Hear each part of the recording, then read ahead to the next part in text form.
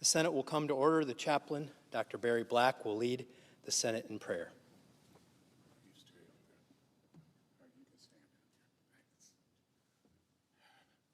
Let us pray. O Lord, we know you're mighty and we're weak, but we take heart because your power makes mountains tremble. As our senators rely on your strength for this day, fill them with renewed faith, focus, and love. Lord, give them the security, serenity, and solace they need to face today's challenges and to glorify you in their thoughts, words, and deeds. Fill them with the conviction that you will provide them with supernatural strength, vision, and guidance. And Lord, we pray for peace in our nation and world. We pray in your powerful name. Amen.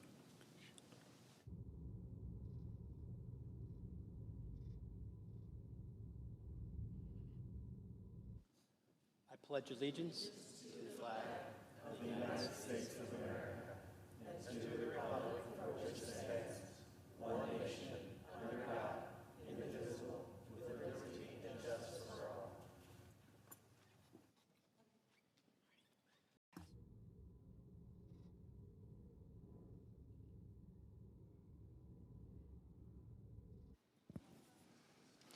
The clerk will read the clerk will read a communication to the Senate.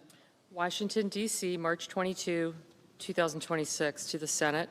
Under the provisions of Rule 1, Paragraph 3 of the Standing Rules of the Senate, I hereby appoint the Honorable John Husted, Senator from the state of Ohio, to perform the duties of the chair.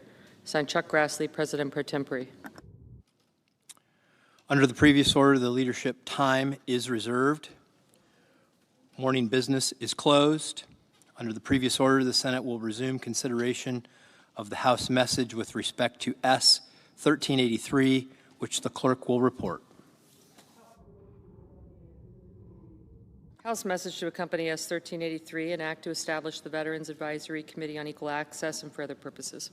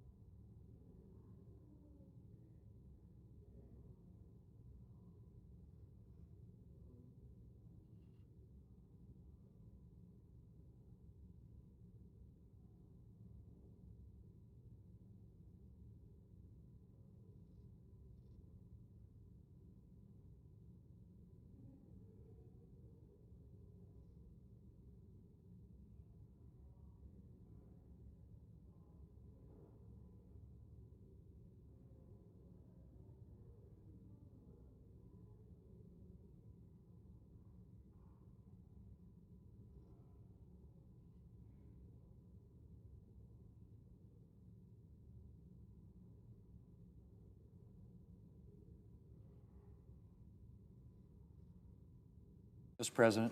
Chair recognizes the Majority Leader. Mr. President, I move to proceed to S311 H.R. 7147. The clerk will report.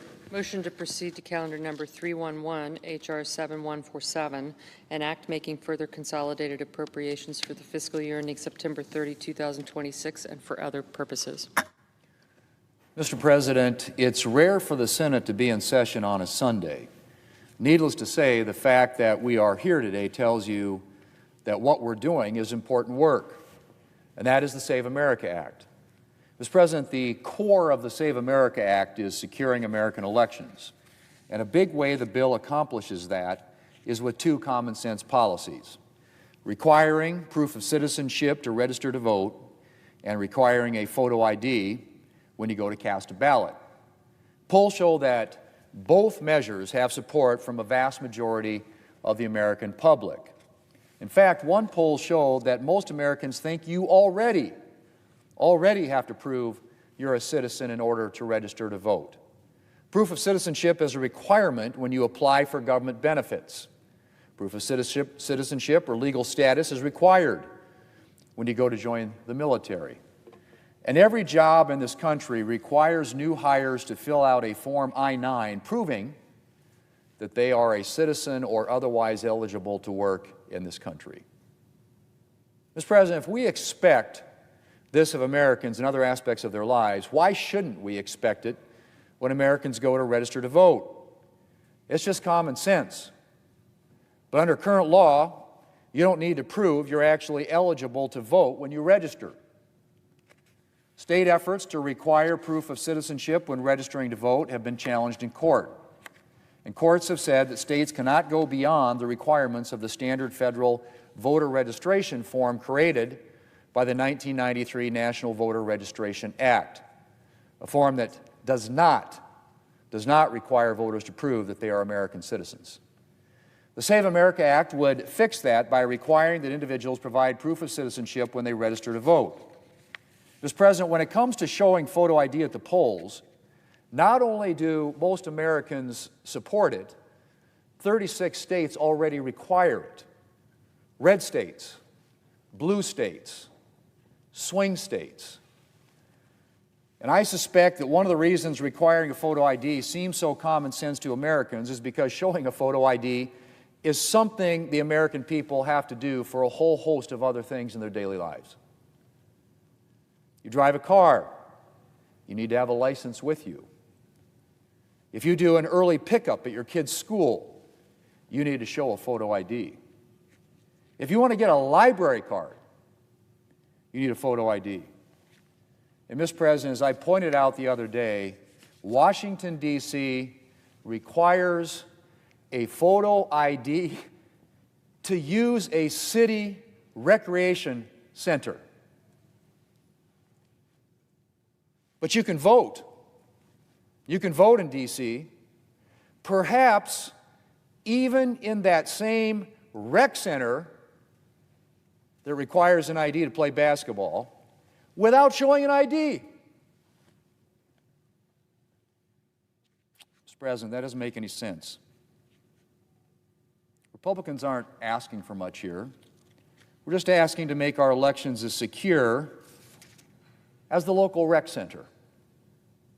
Now, Mr. President, while Democrats have long acted as if requiring a photo ID is some sort of intolerable burden to place on voters, since the Save America Act debate began, they spent a lot of time hedging on this issue. In fact, on Tuesday, Leader Schumer announced that Democrats now support voter ID.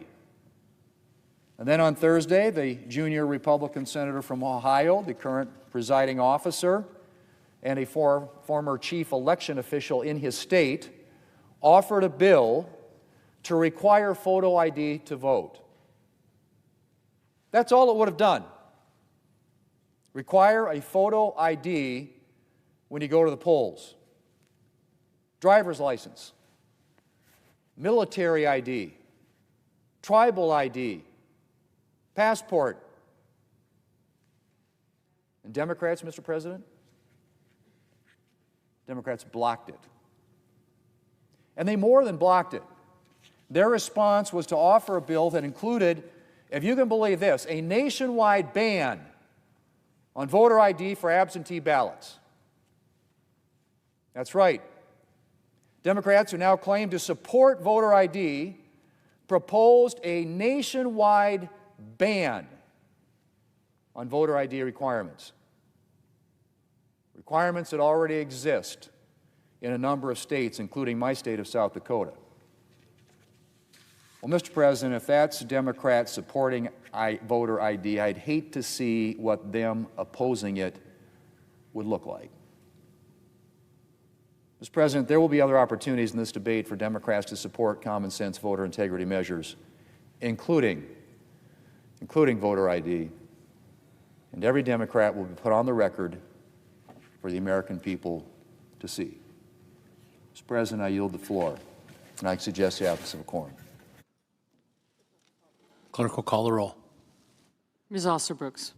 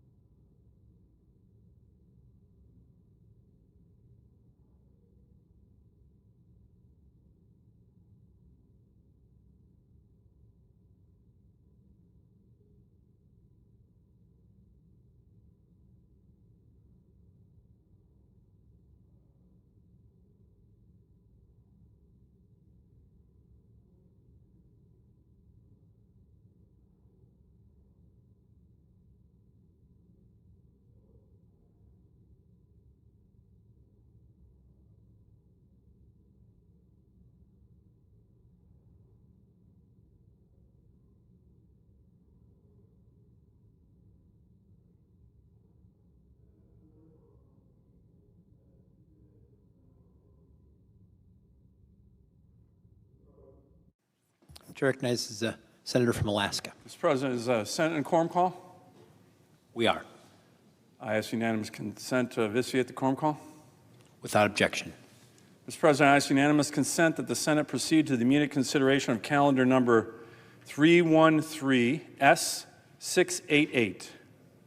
The clerk will report. Calendar number 313S688, a bill to combat illegal, unreported, and unregulated fishing at its sources globally. Is there an objection to proceeding to the measure? Without objection. To recognize the Senator from Rhode Island. Mr. President, there is no objection on our side. Through many trials, toils, and snares, we have come to get to this moment, and we are delighted to proceed. And I ask unanimous consent that the committee reported amendment be withdrawn, that the Sullivan substitute amendment at the desk be agreed to, the bill as amended be considered, read a third time and pass, and that the motions to reconsider be considered made and laid upon the table. Without objection. Thank you, Mr. President. I yield the floor.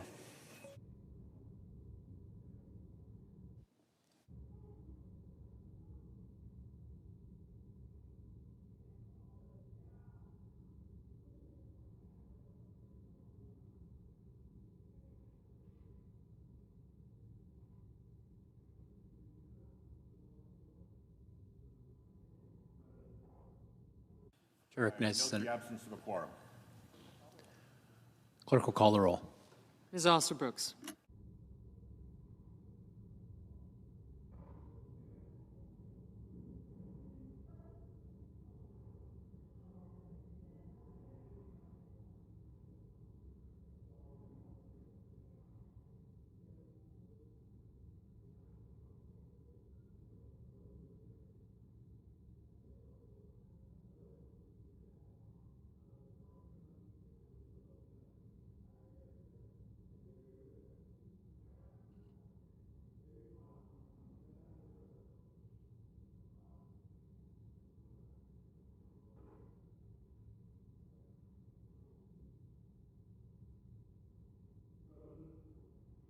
To recognize the Senator from Massachusetts. Mr. President, I ask unanimous consent that the Senate proceed to the immediate consideration of calendar number. The Senate's currently in a quorum call. Okay.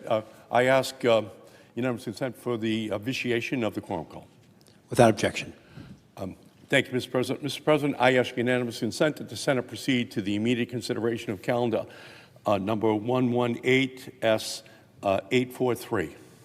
The clerk will report. Calendar number 118S843, a bill to require the Secretary of Commerce to establish the Sea Turtle Rescue Assistance Grant Program. Without objection, the Senate will proceed. I ask unanimous consent that the committee reported amendment be considered and agreed to, the bill as amended be considered read a third time and passed, and that the motions to reconsider be considered made and laid upon the table. Without objection. Thank you.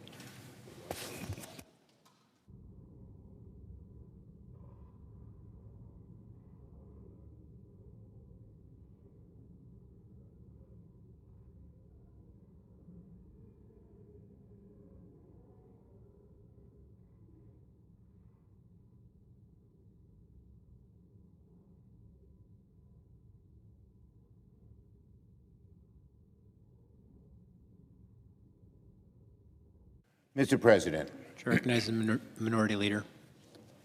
Mr. President, could we have some order, please? Senate will be in order. Thank you. Mr. President, we in quorum? Mr. President, the Senate is in session once again this weekend, and once again Republicans are doing nothing productive. Yesterday, instead of considering legislation to tackle inflation or end the war in Iran, MAGA Republicans wasted Senate floor time on a radical culture war amendment that went nowhere. It failed, and it accomplished nothing. A total waste of time with nothing to show for it.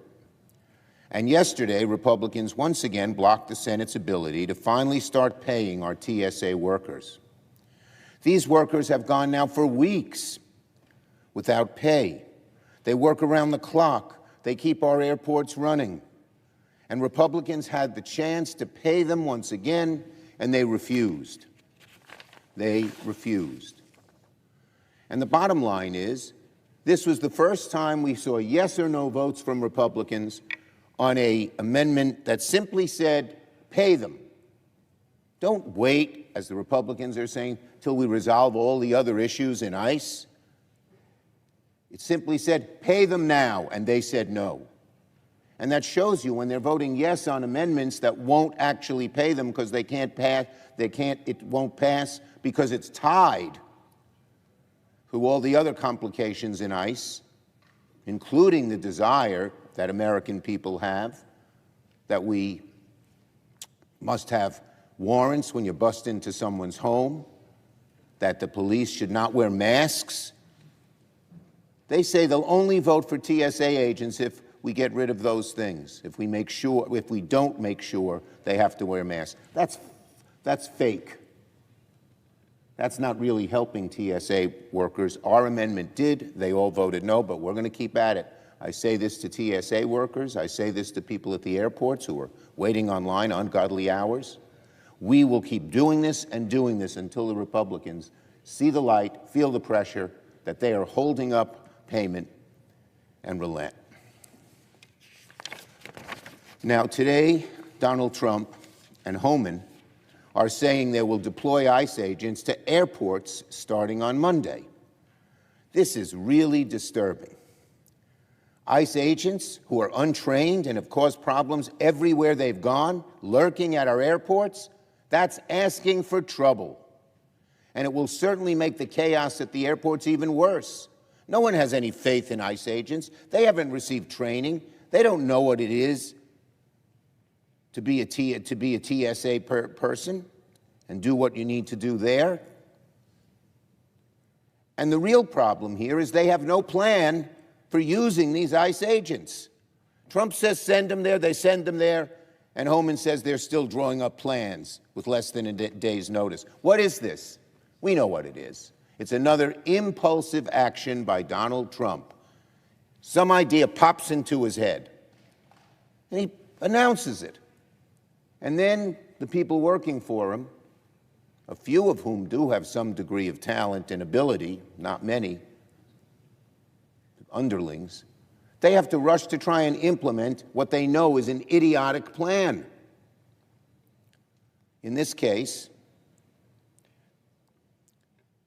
it's a plan that has no planning. It's another impulsive action from Donald Trump.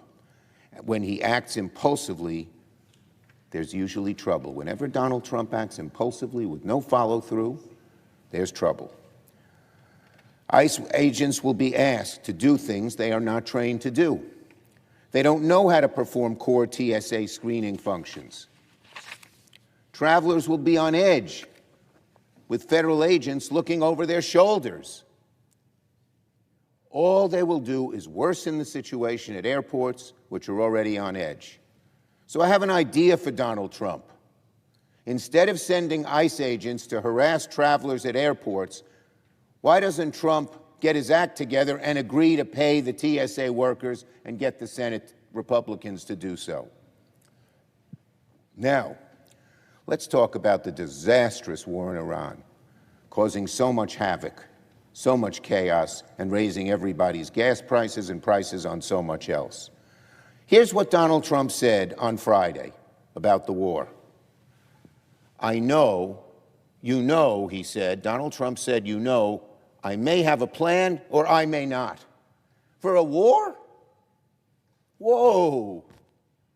Here's people's lives are at stake. Billions are being spent on an almost daily basis. And he says, you know, I may have a plan or I may not. These are the words of the commander-in-chief in the middle of a war involving one of the most dangerous regimes on earth. I have a plan, or I may not. That's unhinged and dangerous. Lives are on the line. The president says he may not even have a plan. Tens of billions are being wasted. No plan. Troops being killed and injured. No plan. Civilians being killed and injured. No plan. Gasoline costs $3.94 a gallon on average. And Trump, I have no plan. Or I may not have a plan, which means none. What does Donald Trump do? He lifts sanctions on 2 of the states that are enemies to us in so many ways, Iran and Russia, so they can go after our own troops and allies. Lifting sanctions on Iran and Russia so they can go after our troops and our allies. It's the dictionary definition of asinine. Donald Trump's military strategy is like watching a snake eat its own tail. This war needs to come to an end. Secretary Rubio, Secretary Hegseth, and other cabinet officials must come before the Senate and testify under oath in public to explain why we're in this mess and what the goal even is. Even some Republicans are openly admitting they have no clue what the administration is trying to accomplish in the Middle East. Enough is enough. The American people do not want a war with Iran that has no end. They do not want to see our troops deployed again and again to the Middle East, and they don't want to just have a knot in their stomach every time they pull up to the gas pump, and soon enough the grocery store as well, because of the higher prices caused by this war. It must come to an end. I yield the floor.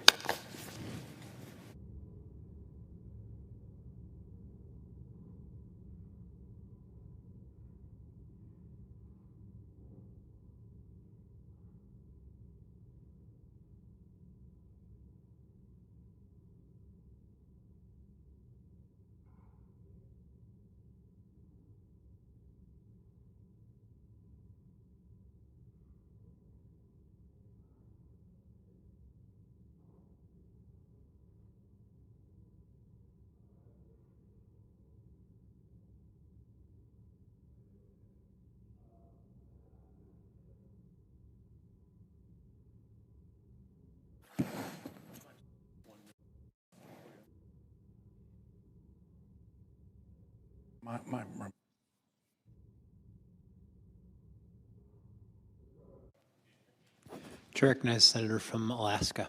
Mr. President, I want to speak on the vote we're getting ready to take here right now. And, you know, the minority leader, Senator Schumer, is on the floor just a minute ago. I certainly hope we can continue to move forward in a good faith manner to fund Homeland Security and get the reforms and compromise that have been demanded on both sides. I'm hopeful we can get there. But one way we can show that momentum, and I believe there's momentum in these negotiations, because we all need to fund Homeland Security, is to have a strong bipartisan support for the Secretary of Homeland Security, who we're getting ready to confirm here on the U.S. Senate right now. That's my good friend, fellow U.S. Senator Mark Wayne Mullen. And Mr. President, you know it. Every senator knows it. He's smart. He's thoughtful. He has good friends on both sides of the aisle. And as a matter of fact, I would say that Senator Mullen, of all the senators here, probably works more across the aisle, not just senators to senators, but Senate and House, Senate and White House. He is a really indispensable convener for this body to get things done. That's his reputation. Everybody knows it, and everybody thinks highly of him. I certainly think highly of him. But to me, someone with that skill set, and that reputation, and that experience, Mr. President, of working across the aisle here, of working with members of the House, by the way, Democrats and Republicans, is exactly the kind of leader we need at Homeland Security at this moment. Exactly the kind of leader we need at Homeland Security this moment. So, I am very hopeful that we're going to have a strong bipartisan vote for our colleague, Senator Mark Wayne Mullen, to move forward as the Secretary of Homeland Security. Of course, that would be good for the Senate, showing a bipartisan vote on someone who's clearly qualified. And yes, does have the temperament, Mr. President. I know that came up in the hearing. But again, when I watch him work for years in this body, there's no one who works harder to actually try to get compromise to move things forward. That is his reputation here. And I know my Senate colleagues on the other side of the aisle agree with me on this. So a strong bipartisan support is what I have been pitching so many of my Democratic colleagues on for this highly qualified U.S. Senator. It would be good for the Senate. It would be good for the Department of Homeland Security. To be honest, Mr. President, given what's been going on with Homeland Security, it would be good for the country. And I hope we can get there. As I mentioned, I've been working with a lot of my colleagues, Republicans, but especially Democrat colleagues, to say, come on, we need this at this moment. You guys should be a yes. You all know you should be a yes. And by the way, Mr. President, you know, in private, and I have a lot of good friends on the other side of the aisle, they say, well, hey, Dan, you know I should be a yes on this, but, there's a lot of buts in terms of excuses. They're not great excuses. I won't go through all of them. Hey, I'm from a really blue state. Tough on me. Hey, I might be running for governor. Hey, I might be running for president. This is what they've said. But I don't think that should matter, Mr. President. We've all taken those kind of votes, tough votes that we know are the right thing to do. And again, as I mentioned, it's the right thing to do right now for Homeland Security, for the U.S. Senate, for the United States of America, a strong bipartisan support for this great American, by the way, who is highly, highly qualified. And you know, the excuses now coming out, the buts. I mean, we've all taken tough votes. You know, I certainly have taken my few in terms of cabinet officials. I supported a strong number of Biden cabinet officials. Those weren't always popular votes back home in my state. I certainly would have chosen those nominees had I been in that position, but I'm a strong believer in the general principle the president should typically get the cabinet that he wants. And I think President Trump made an inspired choice by nominating Mark Wayne Mullen. So I am hopeful, Mr. President, that my colleagues and everybody knows it's the right thing to do to give him a strong bipartisan vote. Enough buts. I've heard too many buts from my Senate Democrat colleagues. You know he's a qualified individual. You know he's going to do a very good job leading this critical organization. And Mr. President, I'm hoping a strong bipartisan vote can then help us lead to compromise to get Homeland Security funded, which is what we need to do. So I'm looking forward to working with my good friend, and he is a very good friend, Mark Wayne Mullen, to be the next Secretary of Homeland Security. We're going to start voting on him here in a couple minutes. I look forward to working with him on the historic buildup of the Coast Guard in Alaska that's happening. It's very exciting. Icebreakers and the one big beautiful bill, actually the Working Families Tax Cuts Act, I like that name much better.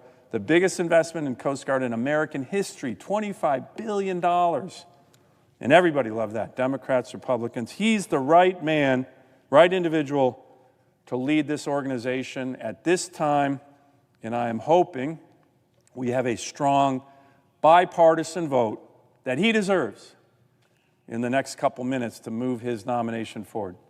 Mr. President, I yield the floor.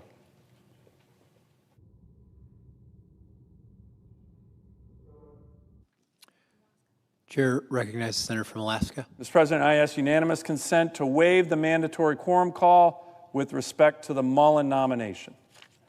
Without objection.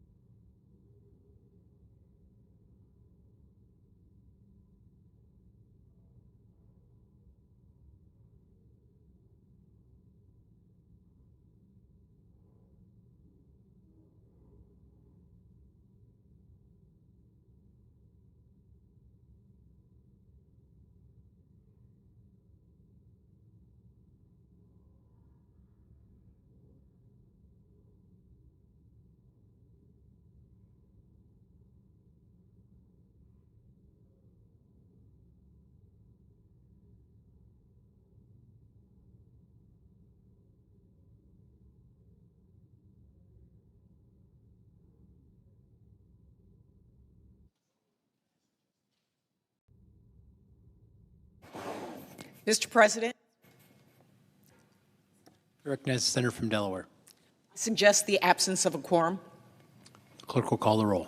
Ms. Alsterbrooks.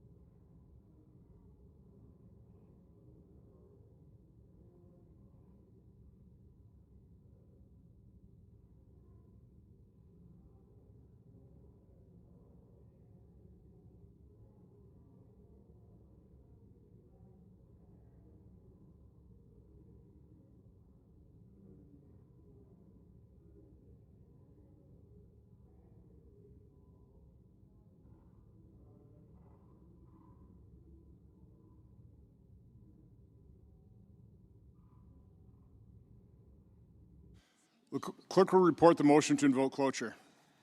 Cloture motion. We, the undersigned senators, in accordance with the provisions of Rule 22 of the Standing Rules of the Senate, do hereby move to bring to a close debate on the nomination of Mark Wayne Mullen of Oklahoma to be Secretary of Homeland Security, signed by 19 senators as follows. 19 senators. By unanimous consent, the mandatory quorum call under Rule 22 has been waived. The question is this the sense of the Senate that debate on the nomination of Mark Wayne Mullen of Oklahoma to be Secretary of Homeland Security shall be brought to a close? The yeas and nays are mandatory under the rule. The clerk will call the roll. Ms. Also-Brooks, Ms. Baldwin, Mr. Banks,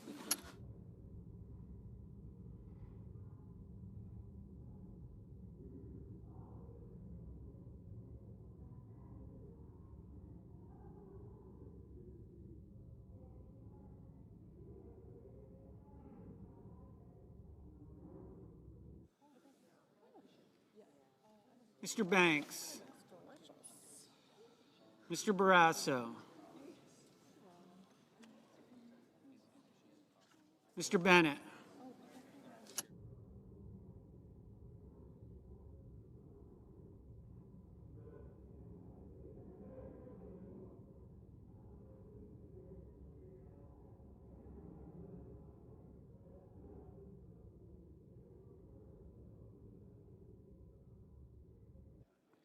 Mr. Bennett, Mrs. Blackburn, Mr. Blumenthal,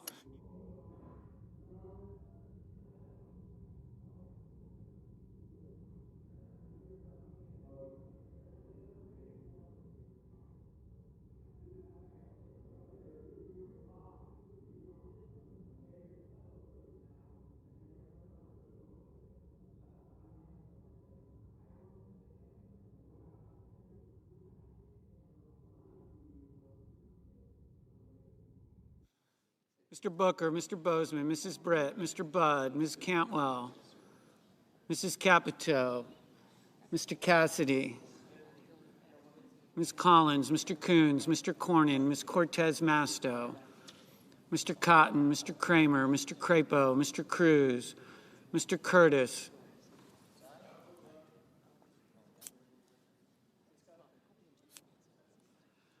Mr. Daines, Ms. Duckworth, Mr. Durbin, Ms. Ernst, Mr. Fetterman, Mrs. Fisher, Mr. Gallego, Mrs. Gillibrand, Mr. Graham, Mr. Grassley, Mr. Haggerty, Ms. Hassan, Mr. Hawley, Mr. Heinrich,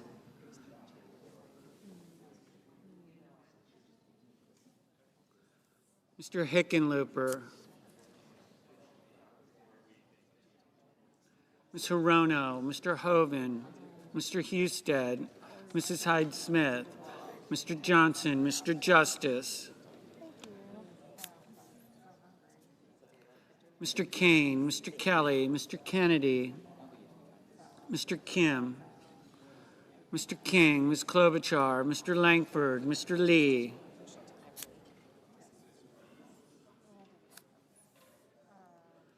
Mr. Lujan, Ms. Lummis, Mr. Markey, Mr. Marshall, Mr. McConnell, Mr. McCormick, Mr. Merkley, Mrs. Moody, Mr. Moran, Mr. Moreno, Mr. Mullen,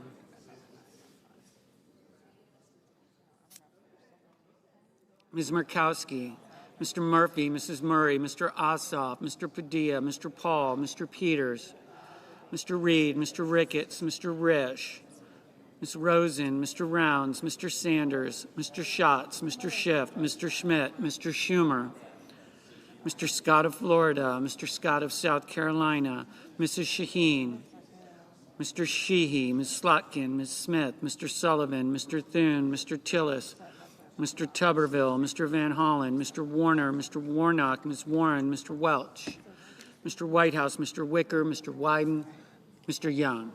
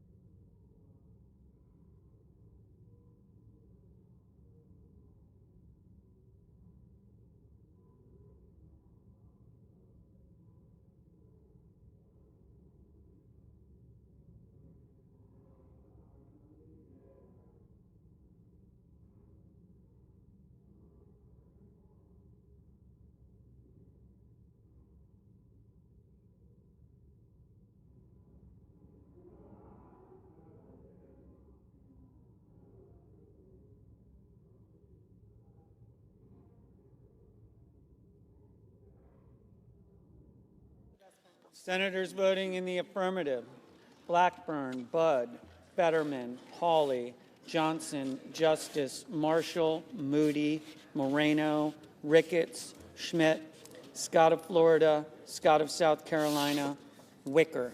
Senators voting in the negative: Baldwin, Blunt Rochester, Cantwell, Duckworth, Klobuchar, Padilla, Schatz, Schiff.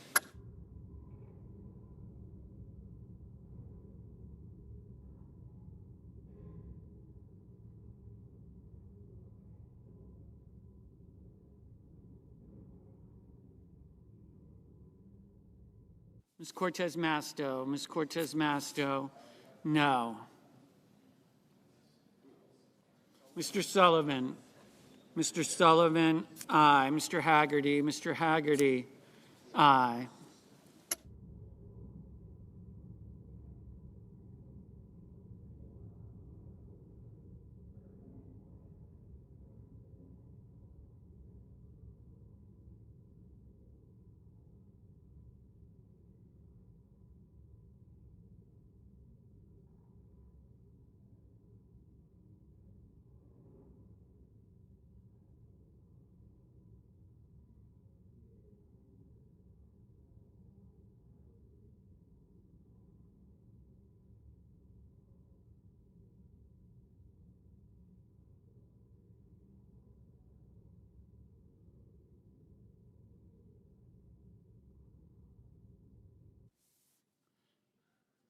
Mrs. Capito, aye.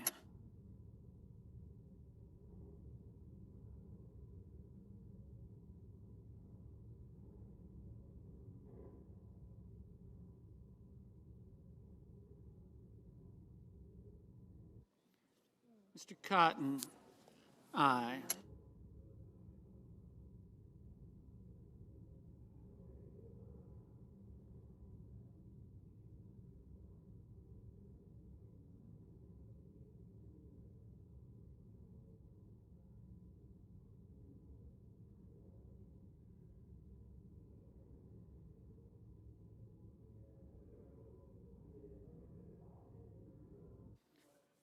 Mr. Mullen, aye.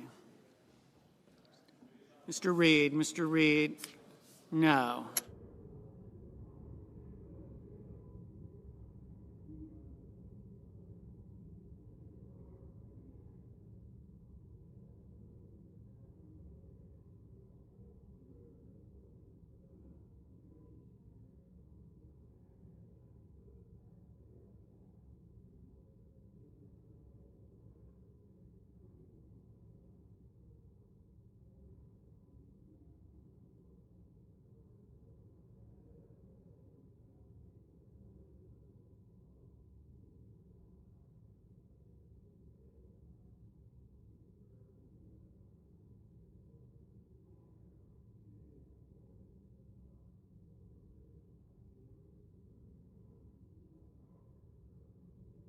Mr. Lujan, no.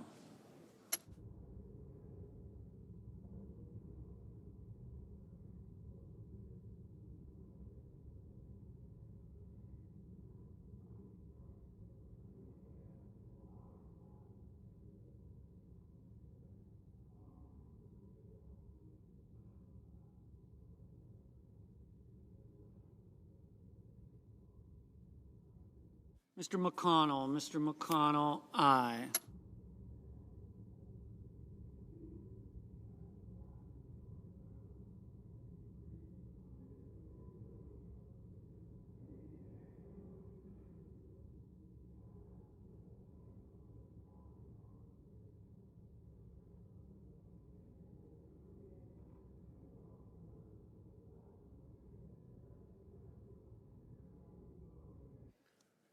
Mr.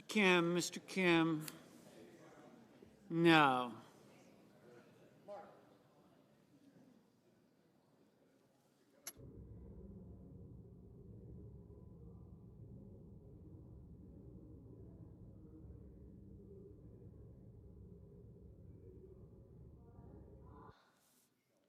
Ms. Lummis, aye. Mr. Crapo, aye.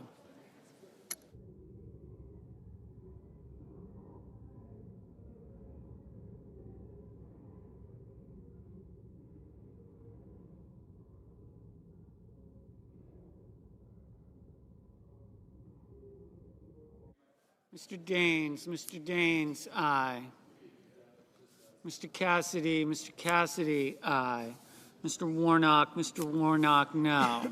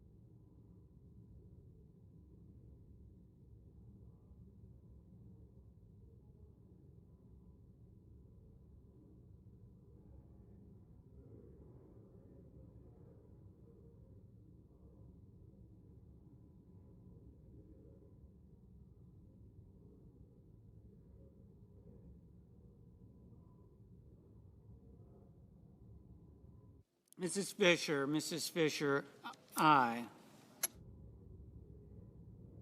Mr. Cornyn, aye. Mr. Curtis, aye.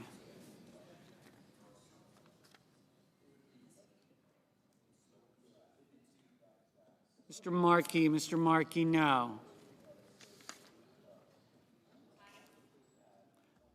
Mrs. Hyde-Smith, aye.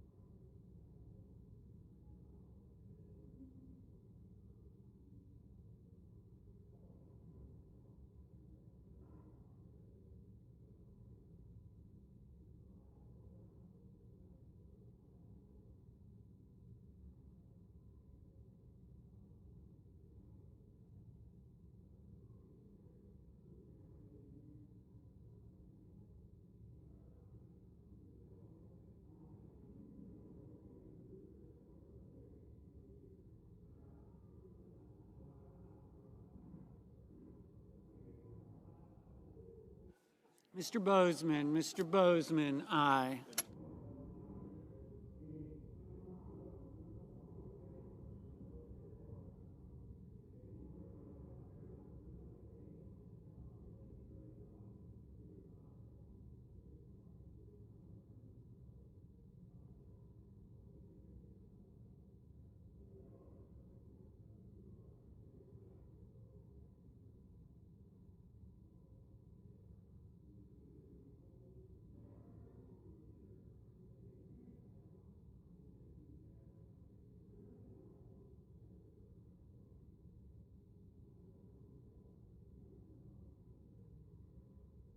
Mr. Tuberville, aye.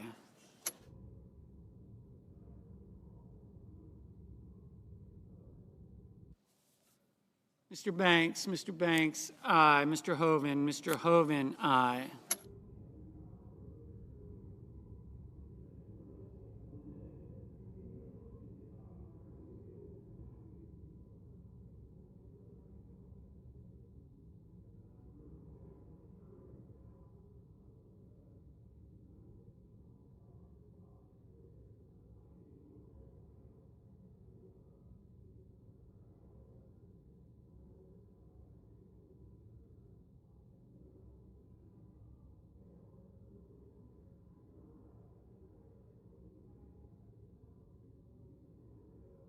Ms. Smith, no.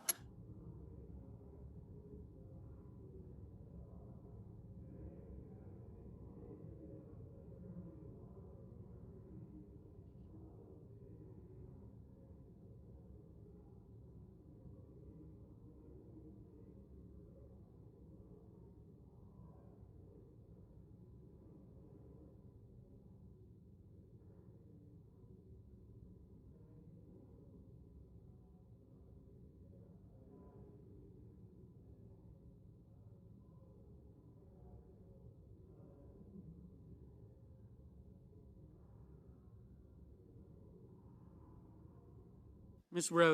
Rosen, no.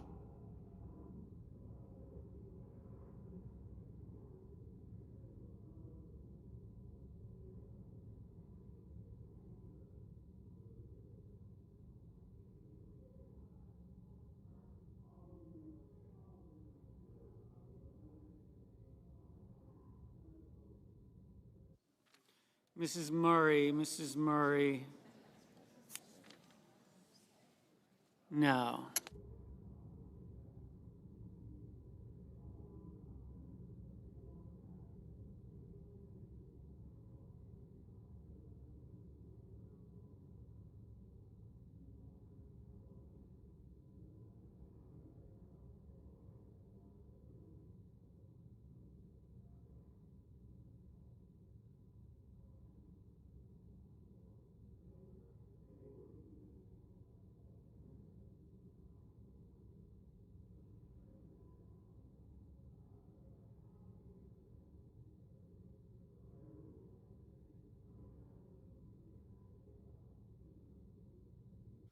Ms.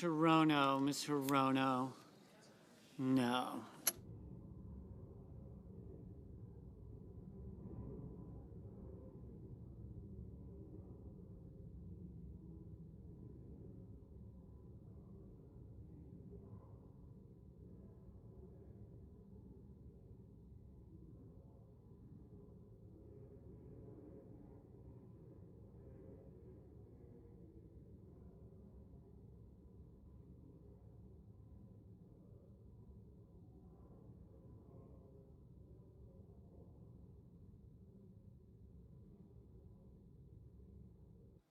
Ms. Hassan, no. Mr. Blumenthal, no.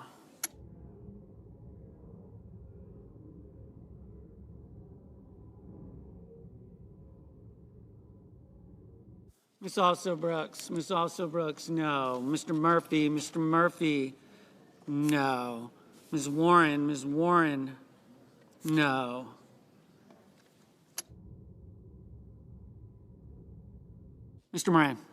Mr. Moran, aye. Ms. Murkowski, aye.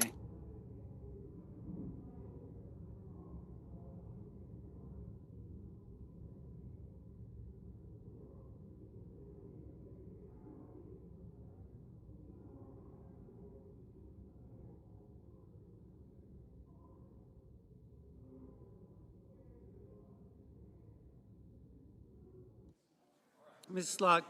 Slotkin, no. Mr. Kennedy, aye.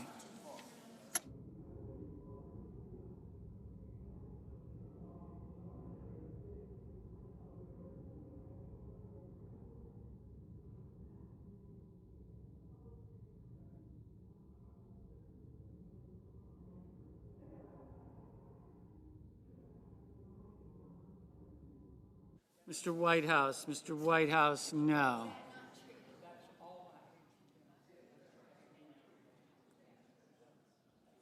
Mr. Sanders, no.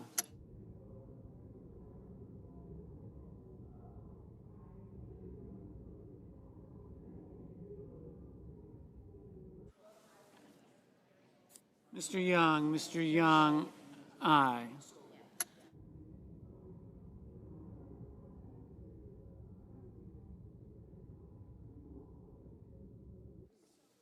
Mr.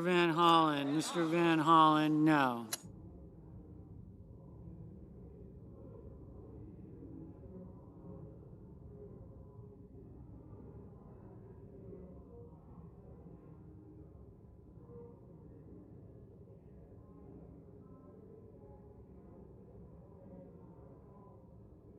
Mr. Wyden, no.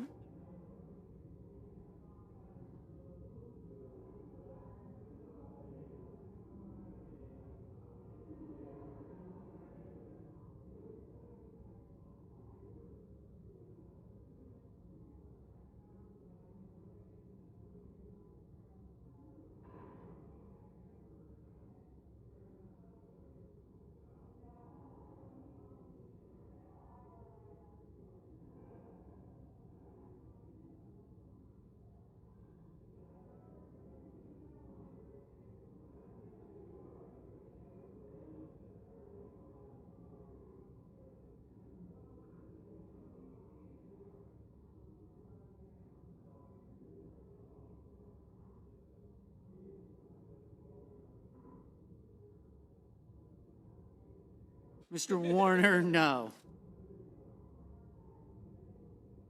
Mr. King, no.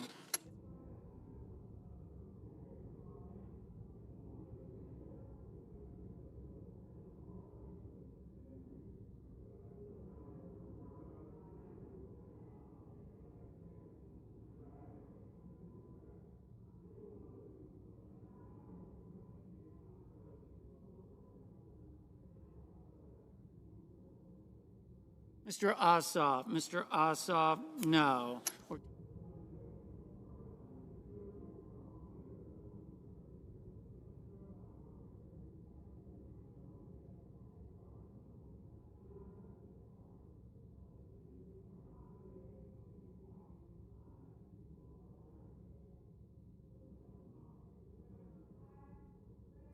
Mrs. Brett, aye. Ms. Collins, aye.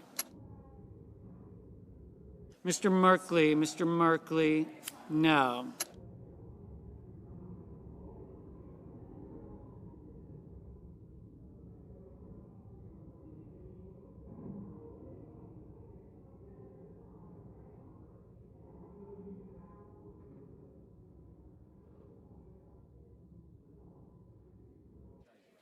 Mr. Tillis,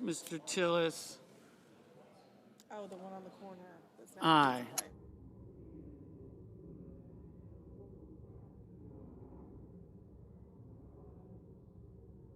Mr. McCormick, aye. Mr. Hickenlooper, no.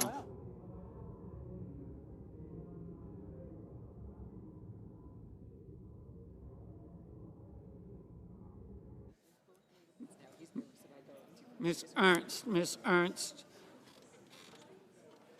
aye.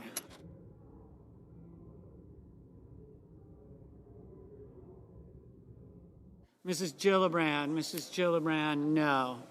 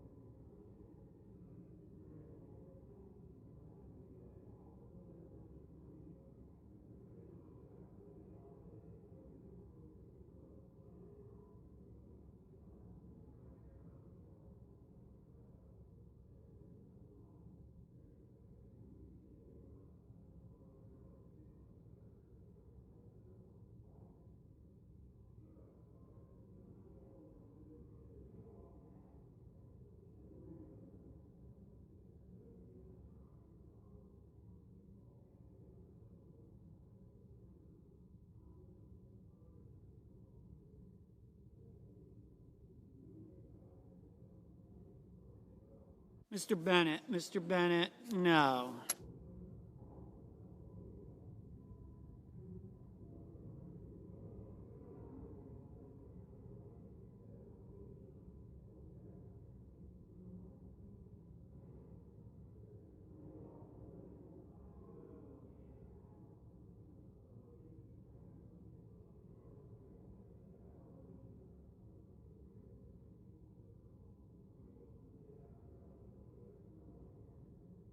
Mr. Husted, aye.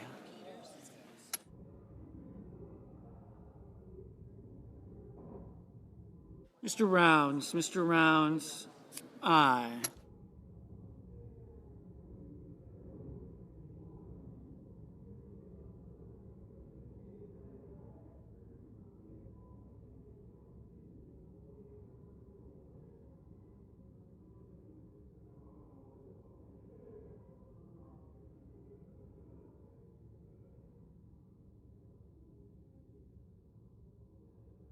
Mr. Lee, aye.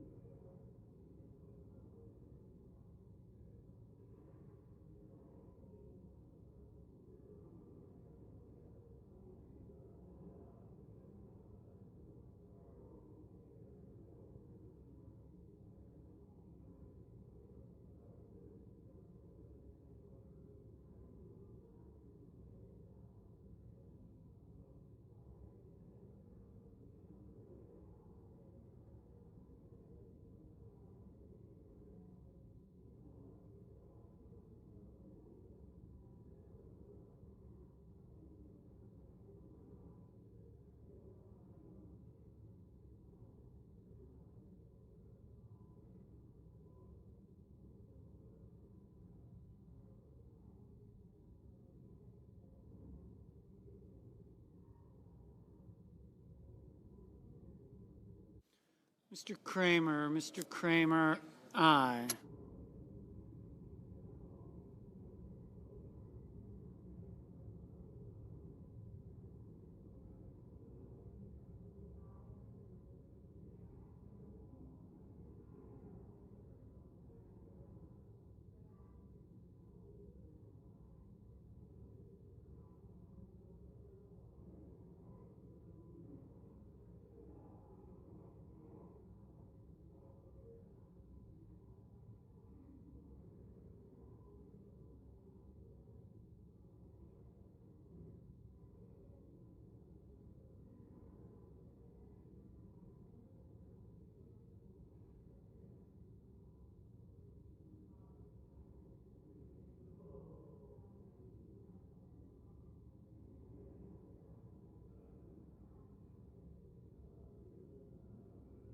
Mr. Welch, no. Mr. Barrasso, aye.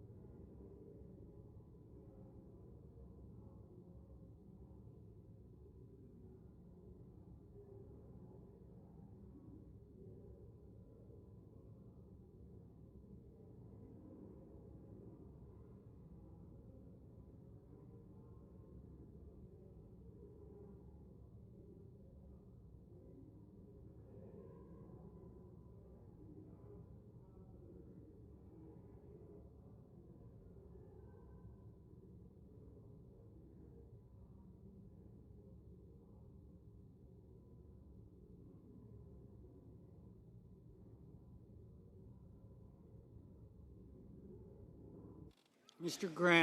Graham, aye.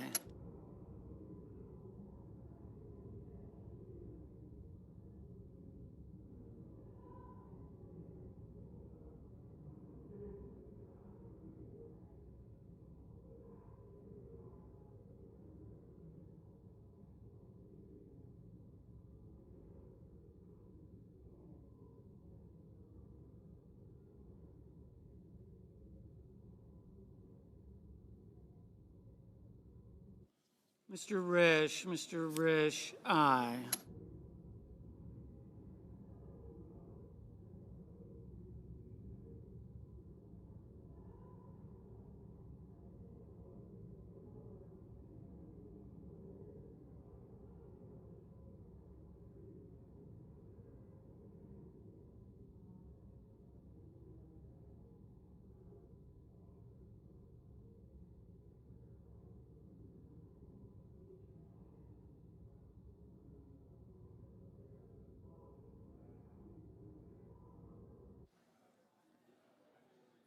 Mr. Grassley, aye. Mr. Schumer, no.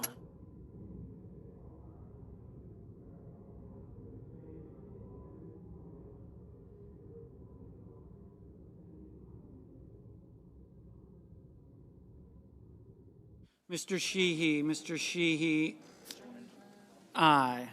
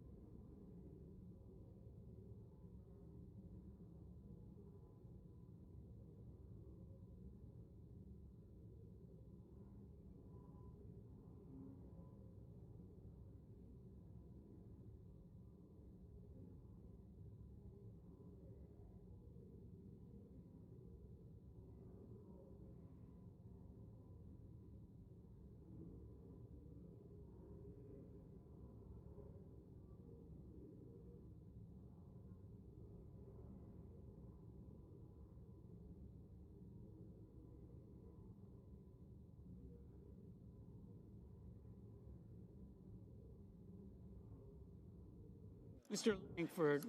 Langford, aye.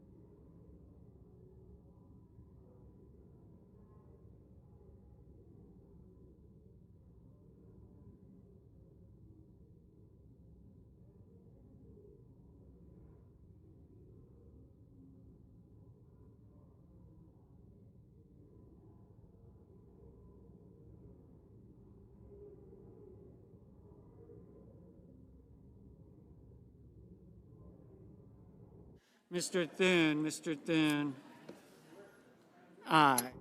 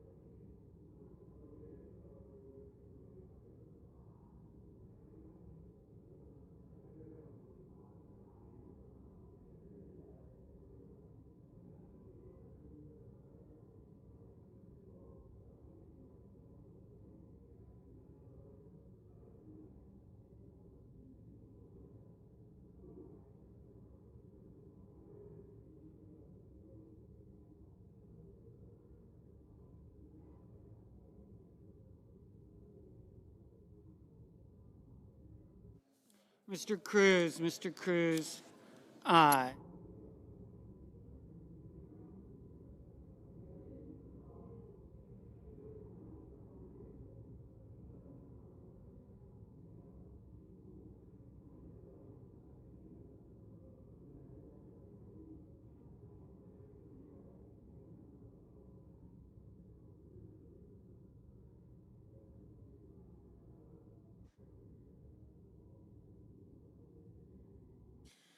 The yeas are 54, the nays are 37, and the motion is agreed to. The clerk will report the nomination. Nomination, Department of Homeland Security, Mark Wayne Mullen of Oklahoma to be Secretary. Mr. President.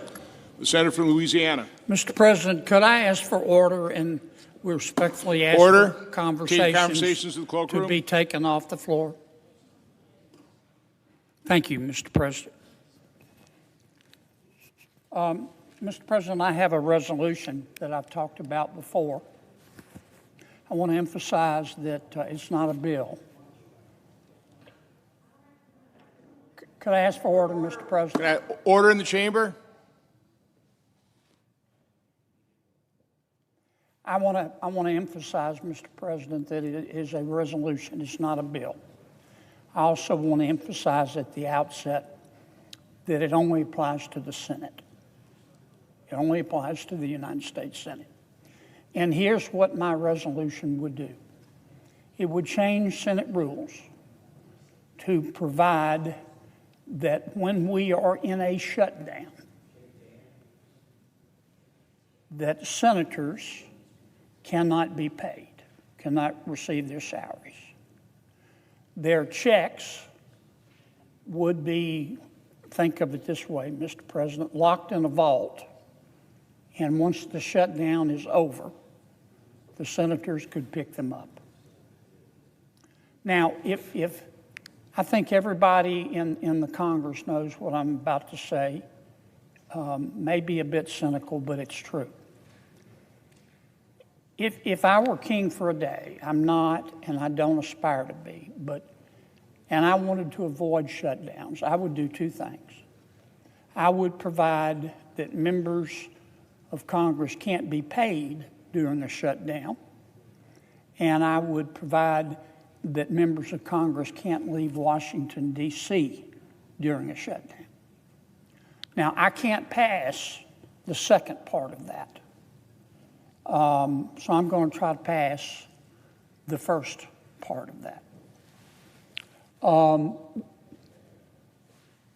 This resolution, again, it's not a bill, is about shared sacrifice.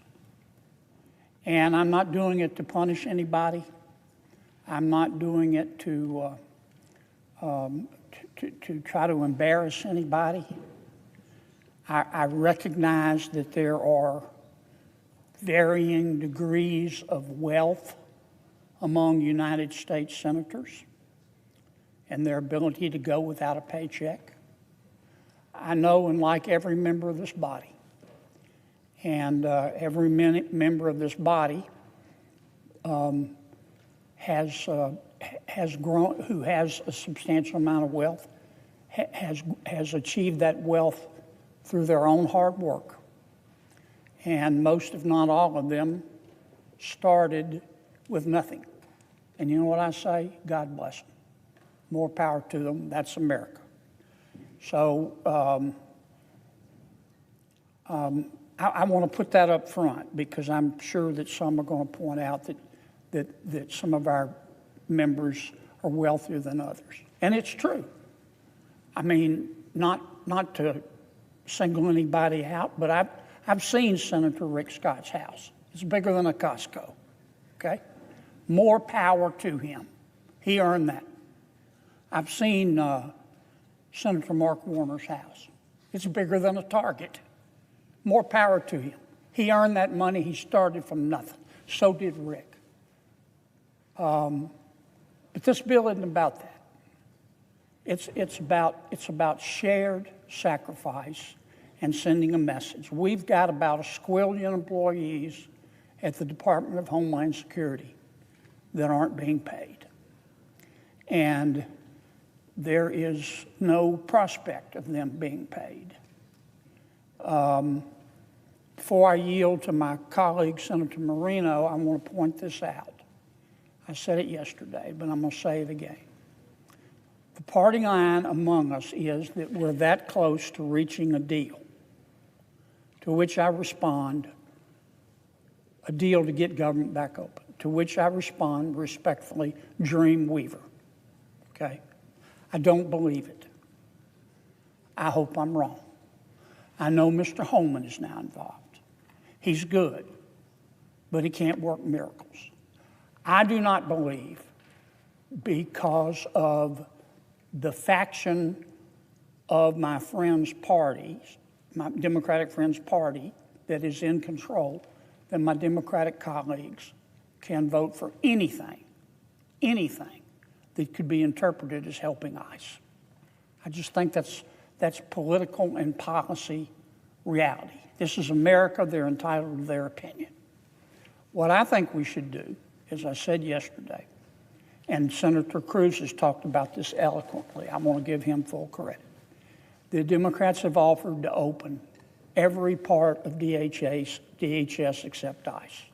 I would gratefully accept their offer. Let's get them open, immediately.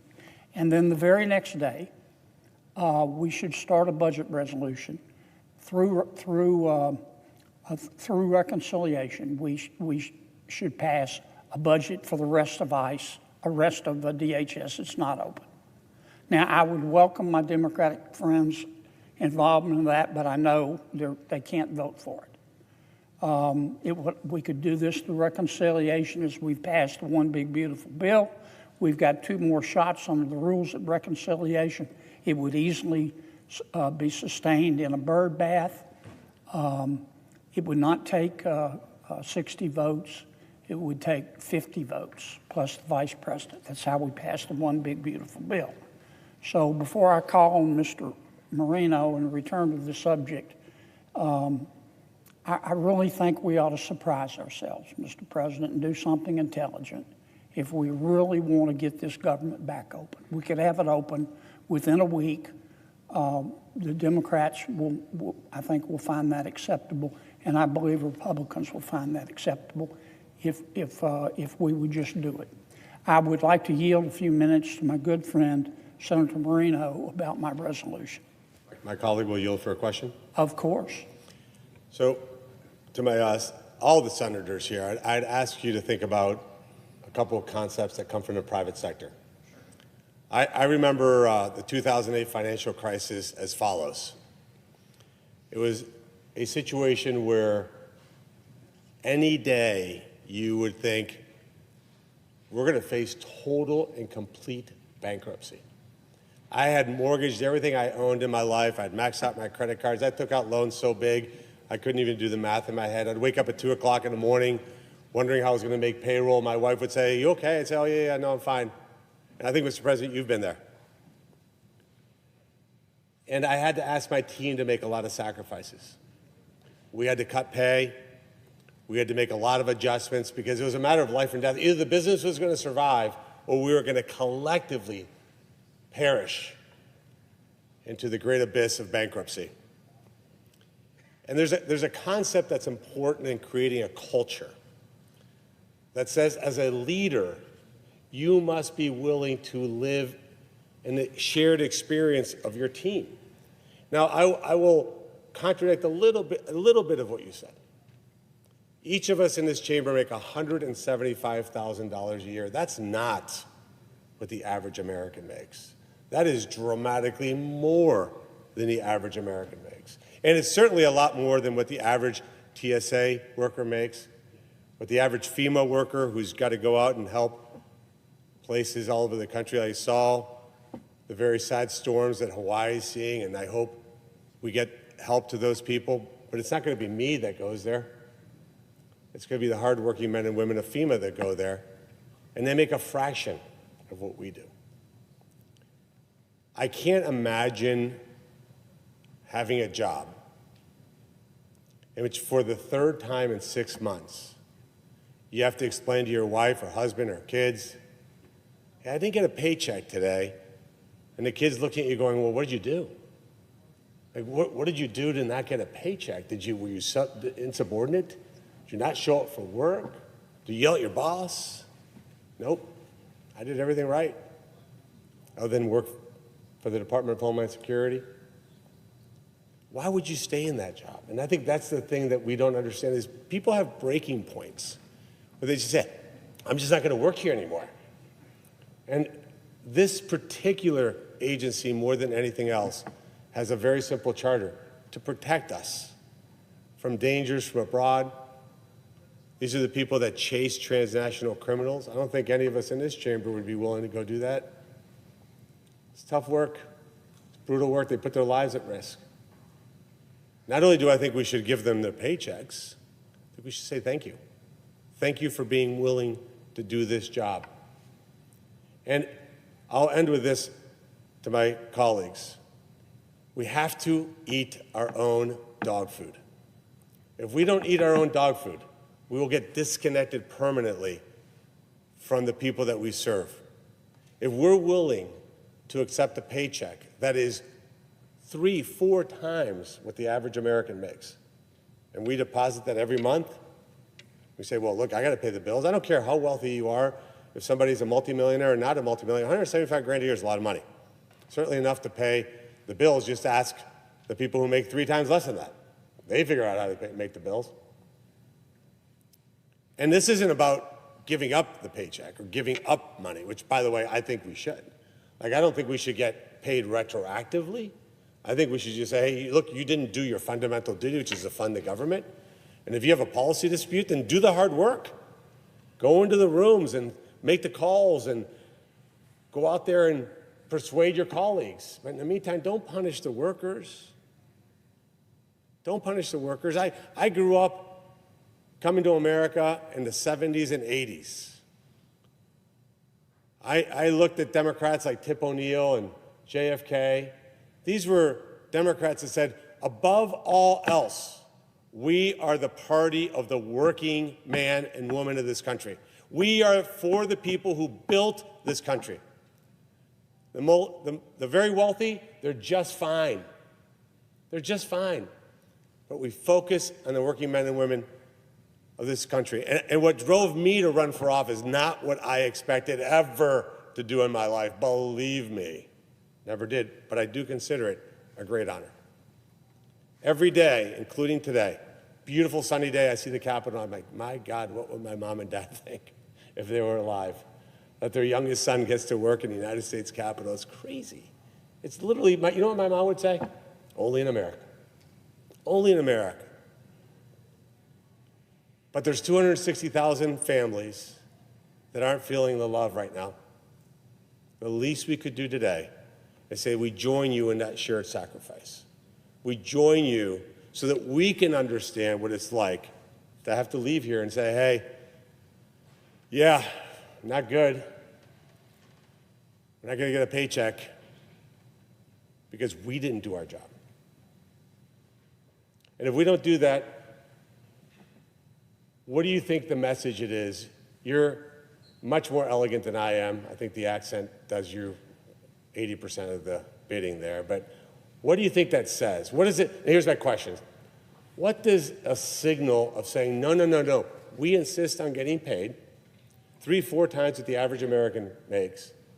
We're not willing to sacrifice anything because maybe we're special. Is that the message that's sent? Yield back. Here, Mr. President, and my good friend Senator Moreno, is the message that it will send if we do not pass this resolution. If it weren't for double standards, we wouldn't have any standards at all. If it weren't for double standards, we wouldn't have any standards at all. Now, the American people see what's going on. As I've said before, not every American reads Aristotle every day. They're too busy earning a living. They're too busy getting up, going to work, obeying the law, trying to do the right thing by their kids. As usual, Senator Moreno makes very salient points. He's aware, as am I, that once again, this is a resolution that just affects the Senate. It doesn't affect the House. Senator Moreno is well aware, as am I, and every member of this body, that this is a bipartisan resolution. To change the Senate rules, I had to go to the Rules Committee. My resolution, our resolution, passed the Rules Committee unanimously. Every single Republican and every single Democrat voted for this resolution. What I hear Senator Moreno saying in a very eloquent way, yes, there are varying degrees of wealth in this chamber, but we all make $170 grand a year. And that's a fortune for most Americans. I'm not saying that senators don't earn that. This bill's not meant to punish anybody. I know some senators who work so hard that 170 grand a year is probably equivalent to about $11 an hour. I mean, they're working all the time. This isn't about that. This is about shared values. This is about sending a message to our colleagues at TSA and elsewhere in DHS that we understand that we're trying to get government back open. But in the meantime, we're going to try in our small way to share your experience. So I would ask my colleagues, please, I don't like to talk too much about doing the right thing because I think everybody in this body wants to do the right thing. We just disagree sometimes over what the right thing is. But honestly, I don't see how any one of my colleagues can disagree with either the spirit or the letter of this resolution. So, Mr. President, as if in legislative session, and notwithstanding Rule 22, I ask unanimous consent the Senate proceed to the consideration of calendar number 296, SRES 526, which Senator Moreno and I have just talked about. And further, that the resolution be agreed to and the motion to reconsider be considered made and laid upon the table. Is there an objection? The objection is heard.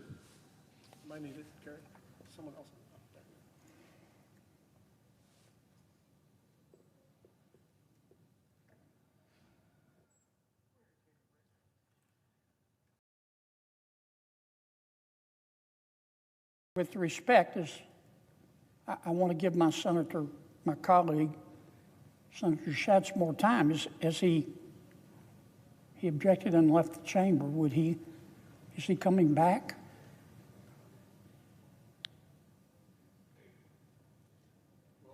Well, wait, just one sec. I mean, is he For a quick question? Is he ill?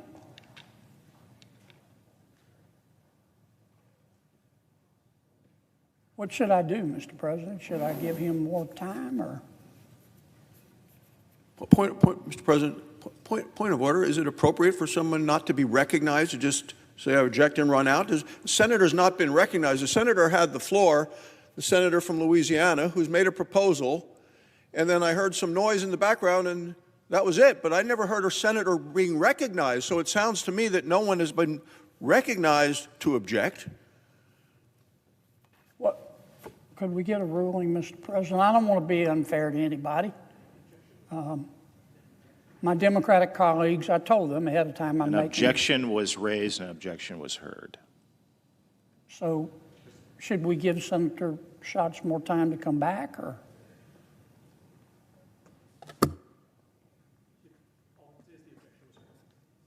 Should we give him more time to come back and explain? Wait, I see the parliamentarian giving us some guidance. Tony, trust me, I know what I'm doing. The chair cannot answer that. Okay. May I inquire why not, sir?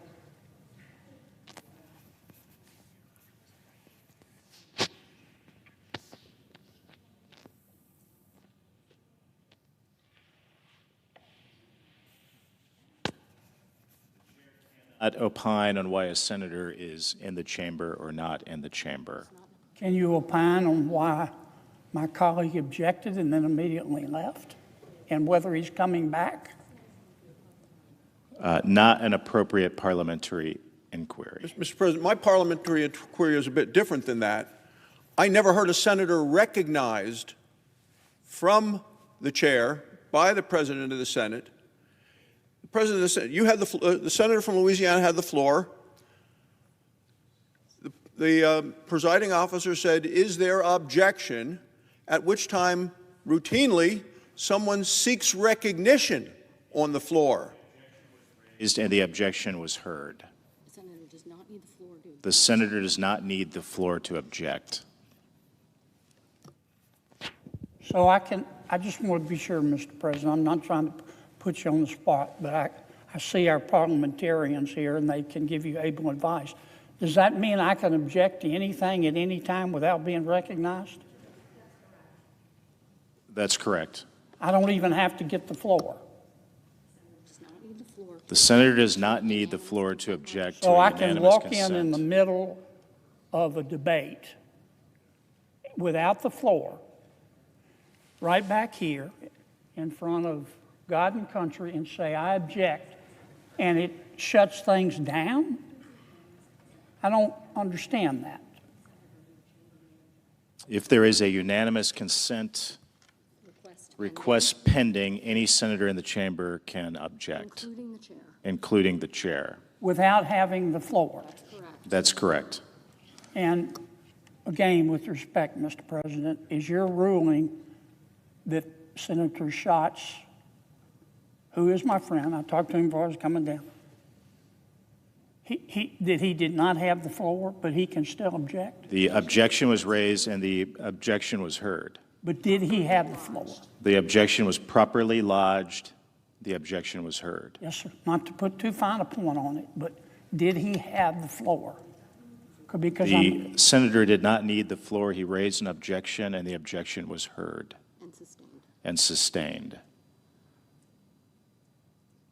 Senator Moreno, did you want to say something? I saw you raising your hand. Mr. President?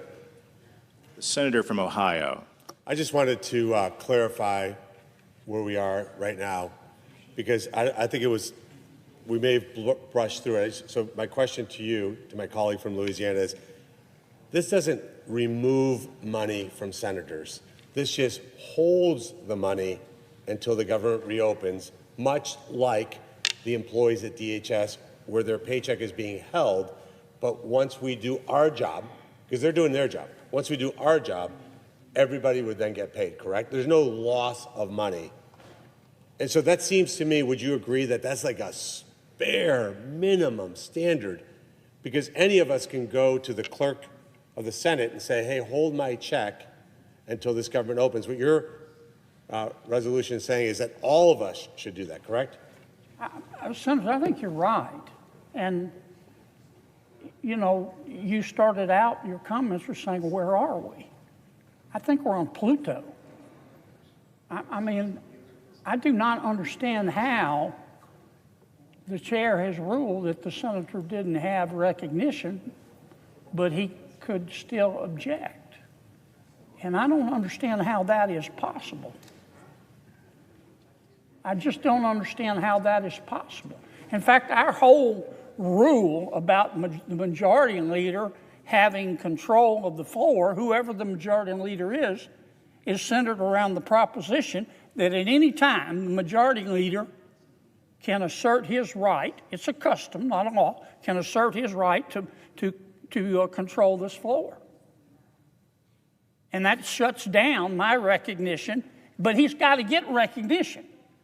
He just can't come in here and say, stop talking, I'm the majority leader. And I don't understand how a senator can object. I don't understand how a senator can do anything in this body without achieving recognition.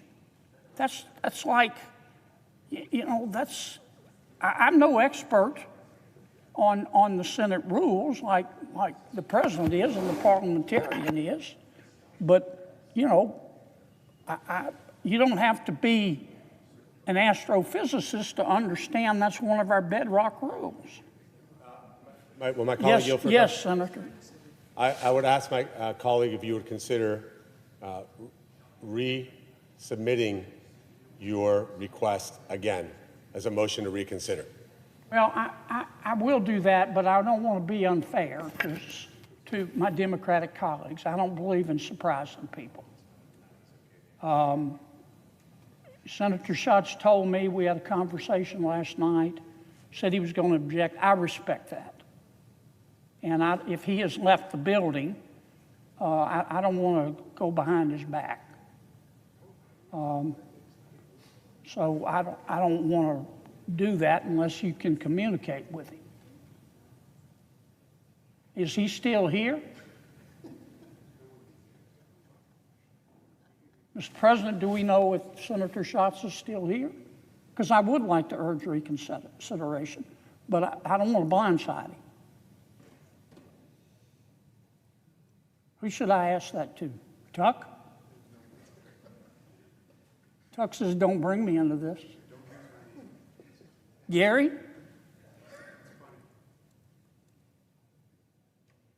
I mean, I would like to urge reconsideration, but I'm not going to do it and blindside Brian.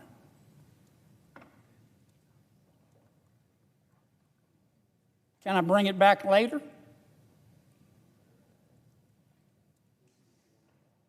Could I get a ruling on that? Could I ask that we contact Senator Schatz and tell him I'm thinking about reconsidering, but I don't want to blindside him?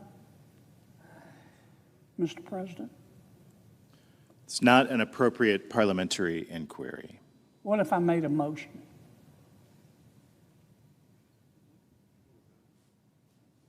Could I move that we contact Senator Schatz and tell him I'd like to move to reconsider, but I don't want to blindside him? There is no such motion. I just made it up. You're telling me I can't do that under the rules? Why not? I don't get it. I mean, I could move to reconsider and blindside him, but I don't want to do that. So why can't I move to reconsider subject to us waiting for Brian to get back so he has a full opportunity to be heard? Can I do that? There's no such motion. Sure there is. I just made it. Are you saying that the motion's out of order? Look, this is a serious matter now. Yes, it would take unanimous consent. This is a serious matter.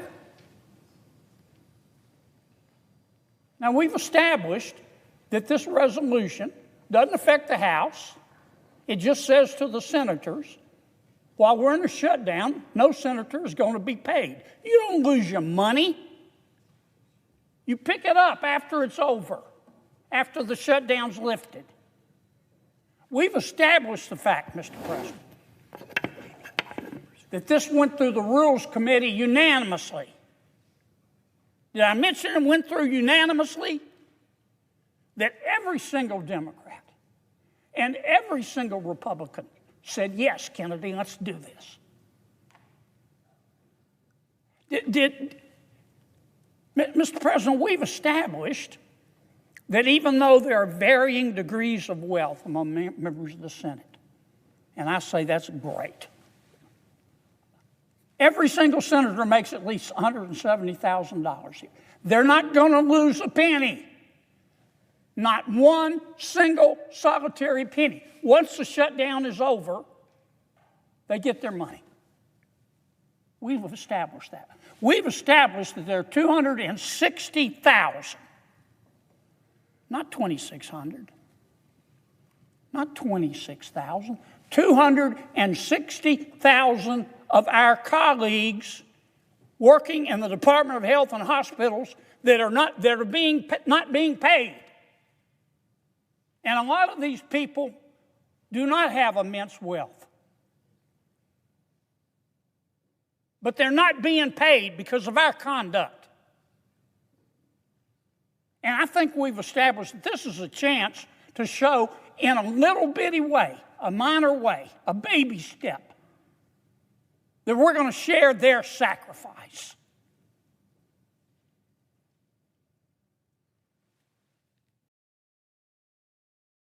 And there's been an objection. I heard that ruling from the chair. But for the life of me, I don't know how you can object without seeking recognition, without having recognition. I've never heard that one. Okay? We're getting into the foothills of La La Land here as far as I'm concerned. Now, I just made a motion. I want to bring this bill to be reconsidered. And all I'm asking, I don't want to blindside my friend Senator Schatz. I don't play that way. I want to give him full opportunity. All I'm asking is that somebody call Senator Schatz and let him know that I'm going to move to reconsider, and I don't want to do it behind his back. That's all I'm asking. So I'll make that motion. Is there an objection?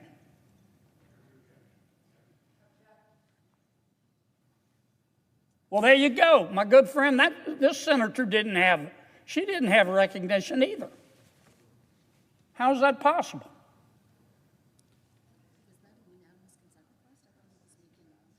All right, I'm coming back, Mr. President. And I'm coming back, and I'm coming back, and I'm coming back. Did I mention I'll be back?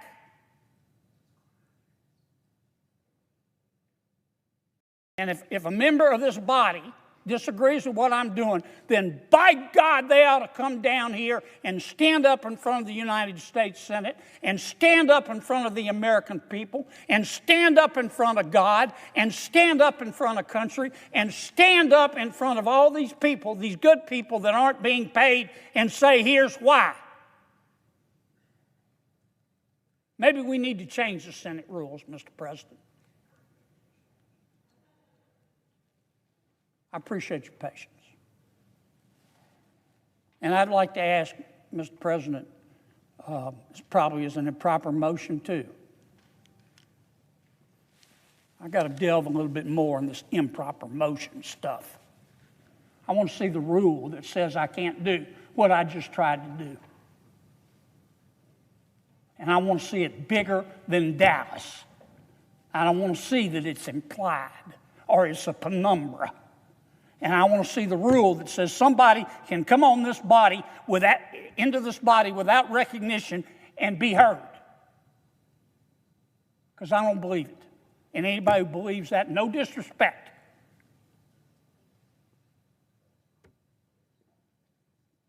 shouldn't be driving. Thank you, Mr. President. Mr. President. Thank you. Thank you, Mr. President. Just a parliamentary inquiry. Again, this is just somebody who's not been here a long time. I just want a clarification, parliamentary inquiry. In order to speak before the United States Senate, my understanding is that a senator has to yield the floor or complete his speech. Another senator, in order to speak, has to seek recognition from the chair in order to speak. Is that correct or not?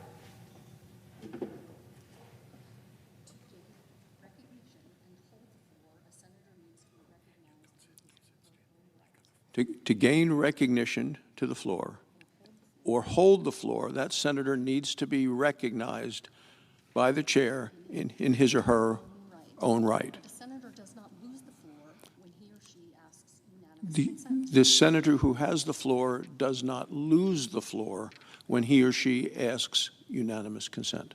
And any senator in the chamber, including the chair, may object to unanimous consent. Any senator in the chair, any senator in the chamber, including the senator in the chair, can object despite the fact they don't have control of the floor, and that the senator speaking at the podium who has been recognized continues to control the floor. Thank you, Mr. President.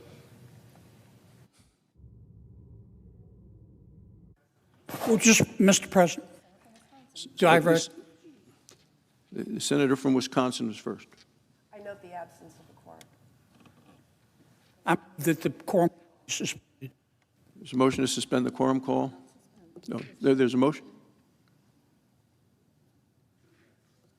Is there objection? Object. The clerk will call the roll. Ms. Alsobrooks.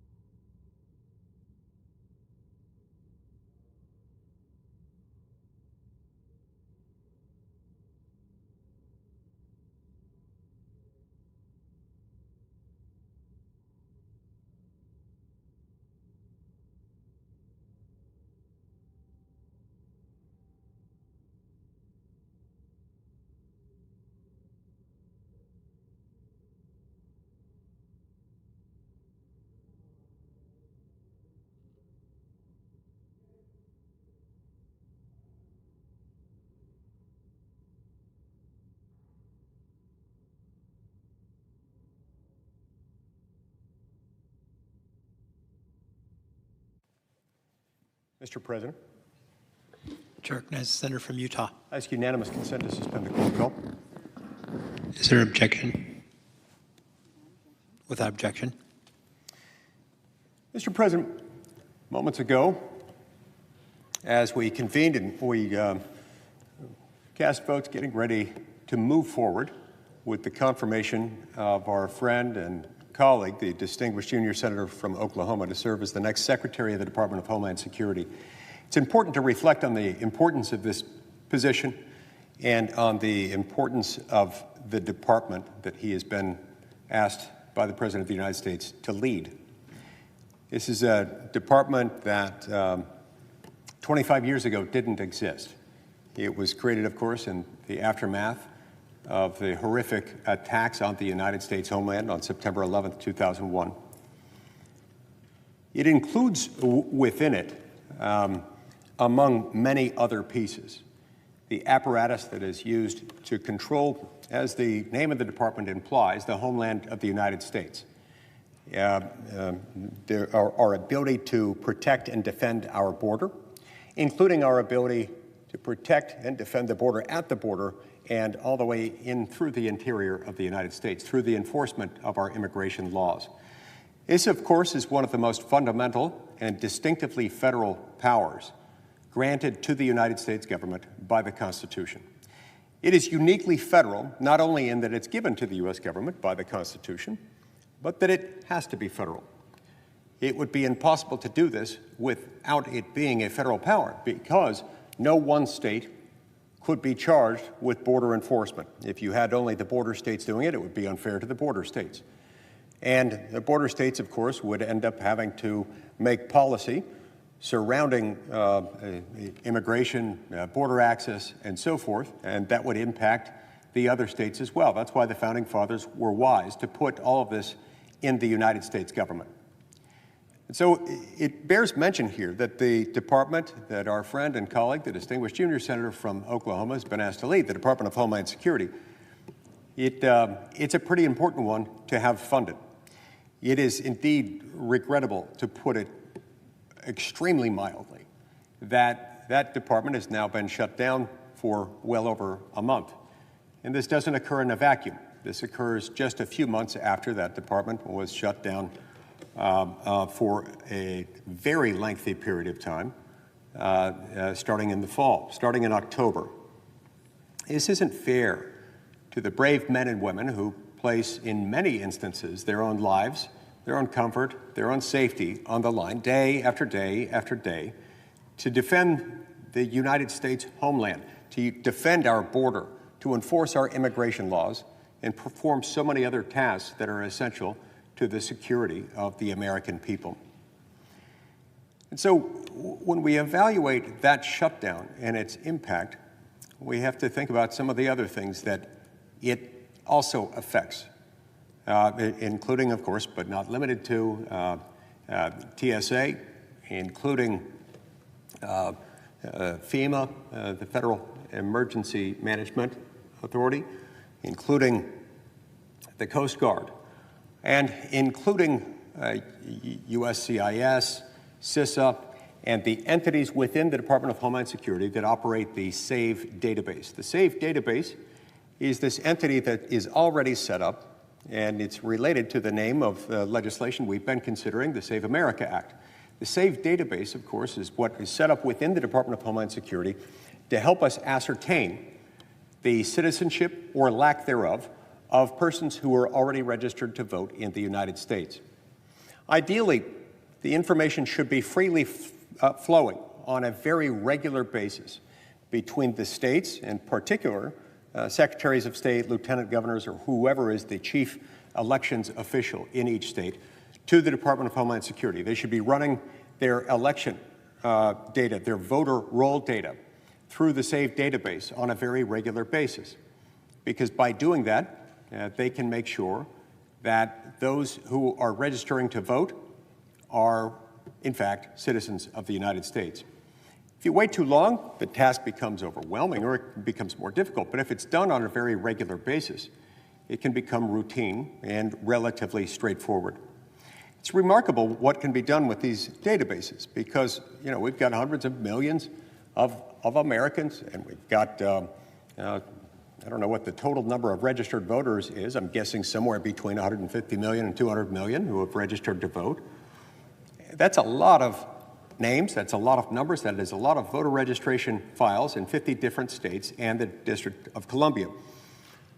But having access to this database allows us in one central location the benefit of being able to scrub through these voter registration files in every jurisdiction in America to make sure that only citizens vote, and to do so without it having to take weeks or months or years in order to ascertain. So these are some of the many benefits of technology.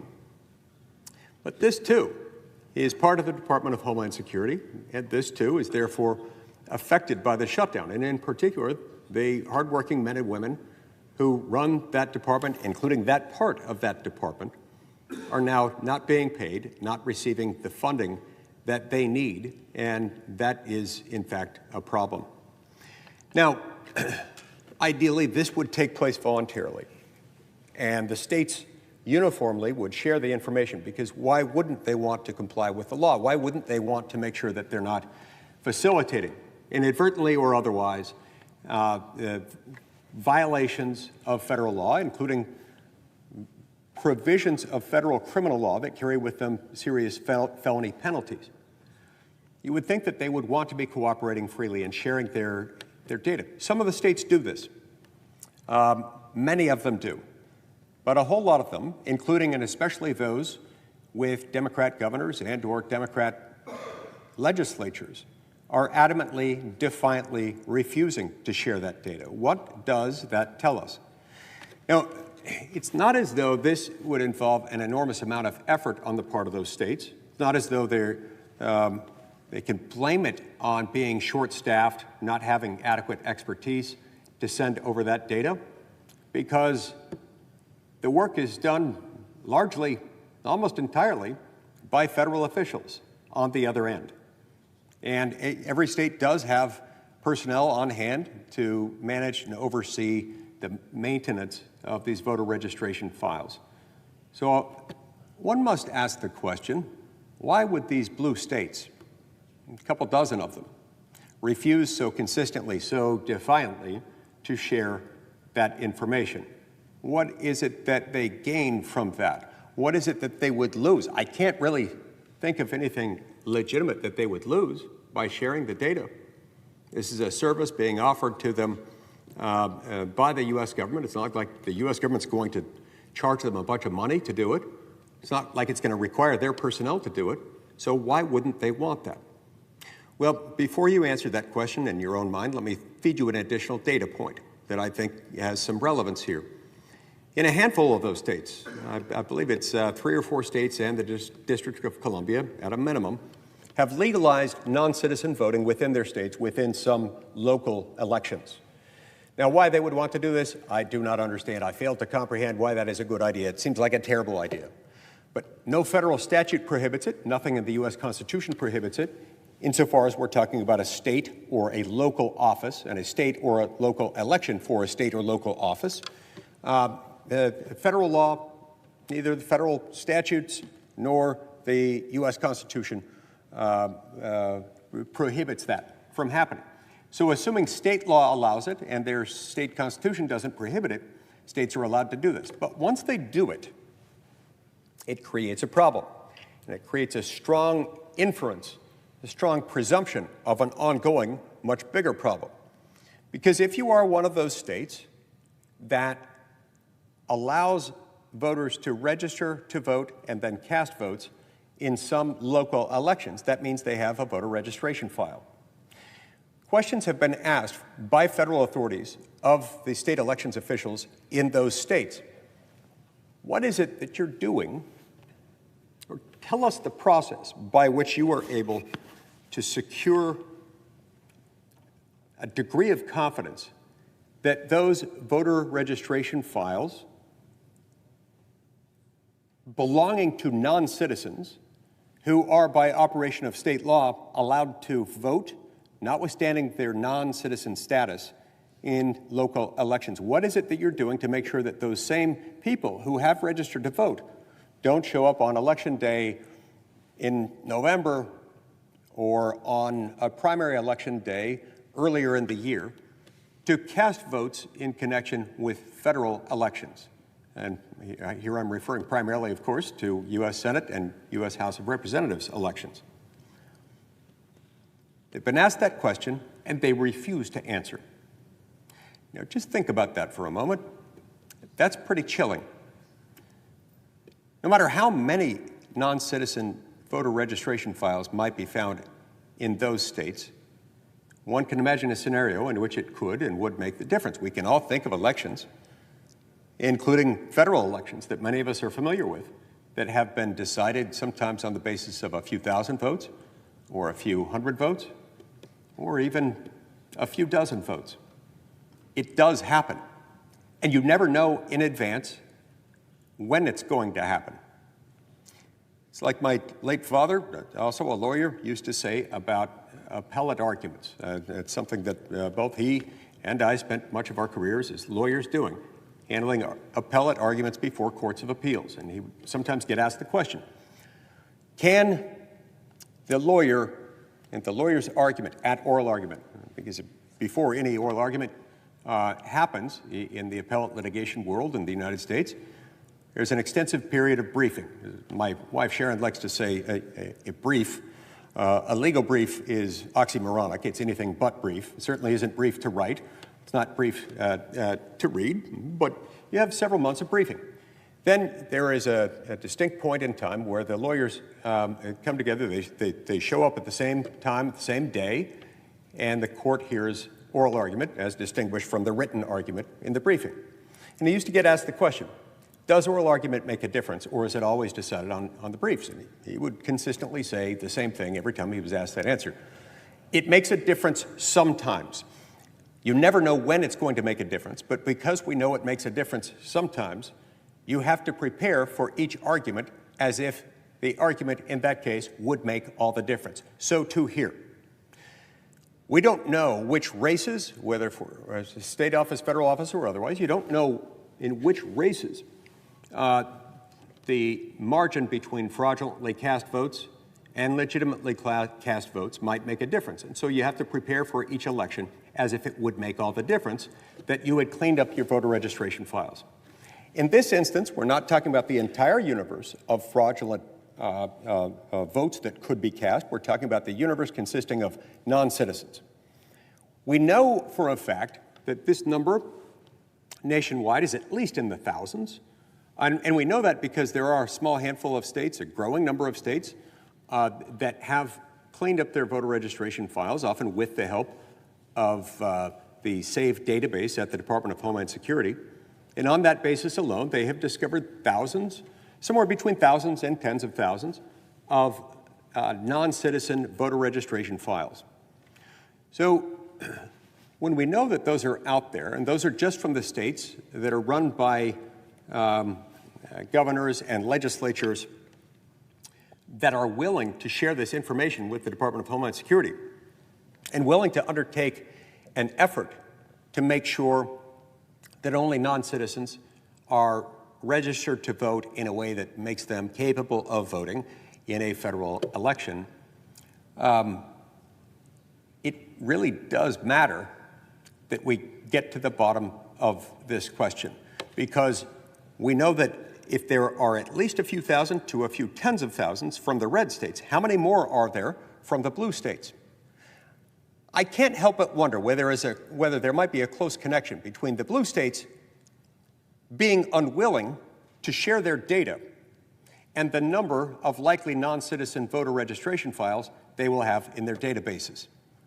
Because after all, given how little effort it would take on behalf of those states in order to share that information with the SAVE database and the people at the Department of Justice and at the Department of Homeland Security who are looking for them, why else would they be so opposed to it?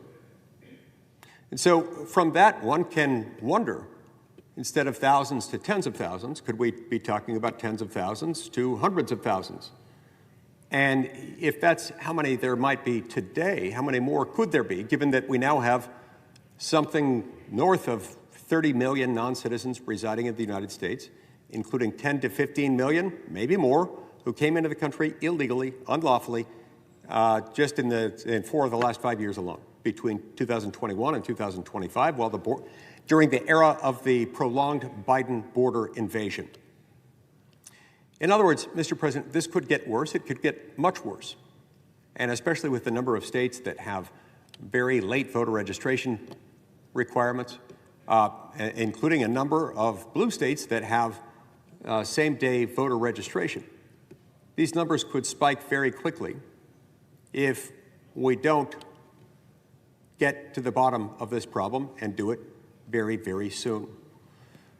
Which is why I think there is such an interesting connection between the three things that we're talking about right now. We have been talking for the last few days, and we'll continue, I hope, for weeks or as long as it takes to get it passed, about the Save America Act. But we're also simultaneously toggling between that and the confirmation of Mark Wayne Mullen to be the next DHS Secretary, and legislation to keep the Department of Homeland Security funded, to fund it now that it has been defunded for well over a month. There is a parallel between all three of these things. In all three instances, our Democratic colleagues are dragging their heels. In all three instances, they're trying to stop something or a series of things that could result in our ability to secure our homeland, to enforce the laws governing our border, governing immigration and naturalization in this country, and ultimately safeguarding our elections. These are not esoteric points. These are not hypothetical or hyperbolic points. These are about real on-the-ground facts, facts that continue to come out every day, and I expect that even in the next few days, as we're debating the Save America Act, I will not be surprised if we get even more data points indicating that this is not a hypothetical problem. This is not a hyperbolic alarm bell that we are sounding. These are real things that have to be dealt with. So how then do our Democratic colleagues propose that we deal with this? Well, they're saying that they will stop at nothing to stop the Save America Act. And when you hear their arguments sound overwhelmingly. They sound out on the basis of facts that are not in evidence. Not only facts not in evidence, but facts contradicted by the legislative text itself. They have erected straw man after straw man from within the contrived, imagined, parade of horribles version of the Save America Act that are not actually in the Save America Act at all. Meanwhile, they overlook provisions of the Save America Act, most to the point, the text beginning on line 22 of page 12, that makes clear that under the Save America Act, the requirements for establishing citizenship at the time of voter registration, number one, in addition to the fact that they do not require anyone now registered to redo his or her registration. You don't have to worry about that. But the point I was getting to is, second, that it gives every American newly registering to vote under these new voter registration requirements of establishing citizenship. It allows them to establish that by attestation through a simple affidavit. If you are a natural-born citizen, you will provide one set of facts in your sworn statement.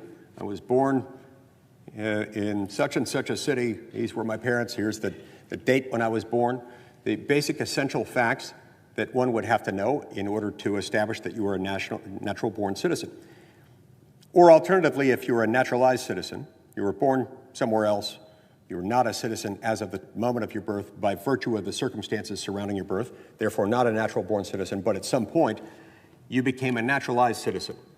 You would need to provide a different set of facts about where you were born, who your parents were, when you came to this country, under what mechanism, and through what process, and on what date you were made a citizen of the United States.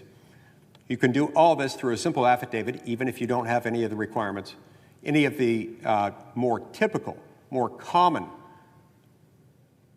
documents that are required elsewhere, including when every citizen starts any job anywhere in the United States, as a U.S. citizen, you have to establish your citizenship.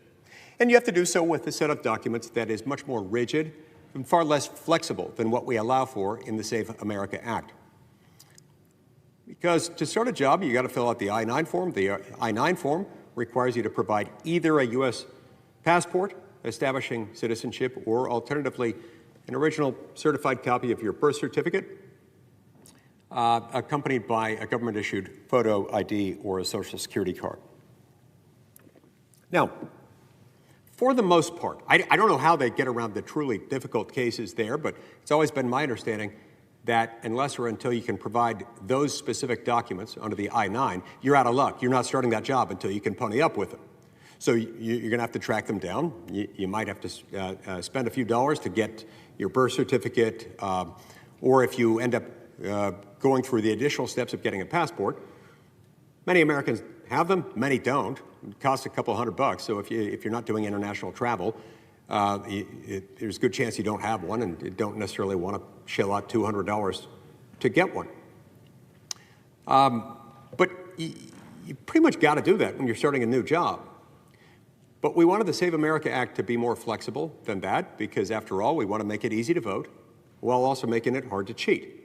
So to that end, we allowed for this alternative method by which you can do a simple affidavit and you can submit it to the state authorities, shifting the burden to them. You're taking the load off of your shoulders, giving it to the state elections officials, who will then have the obligation of confirming or refuting the accuracy of the information you gave them. Now, if you lied to them, and you did that under a sworn statement under penalty of perjury, you could be in a fair amount of trouble, and I don't think most people will do it for that reason alone. But if you're telling the truth, they're also going to figure that out, and given the databases of documents that these state officials will have access to, it should be relatively straightforward for them to be able to confirm or refute citizenship.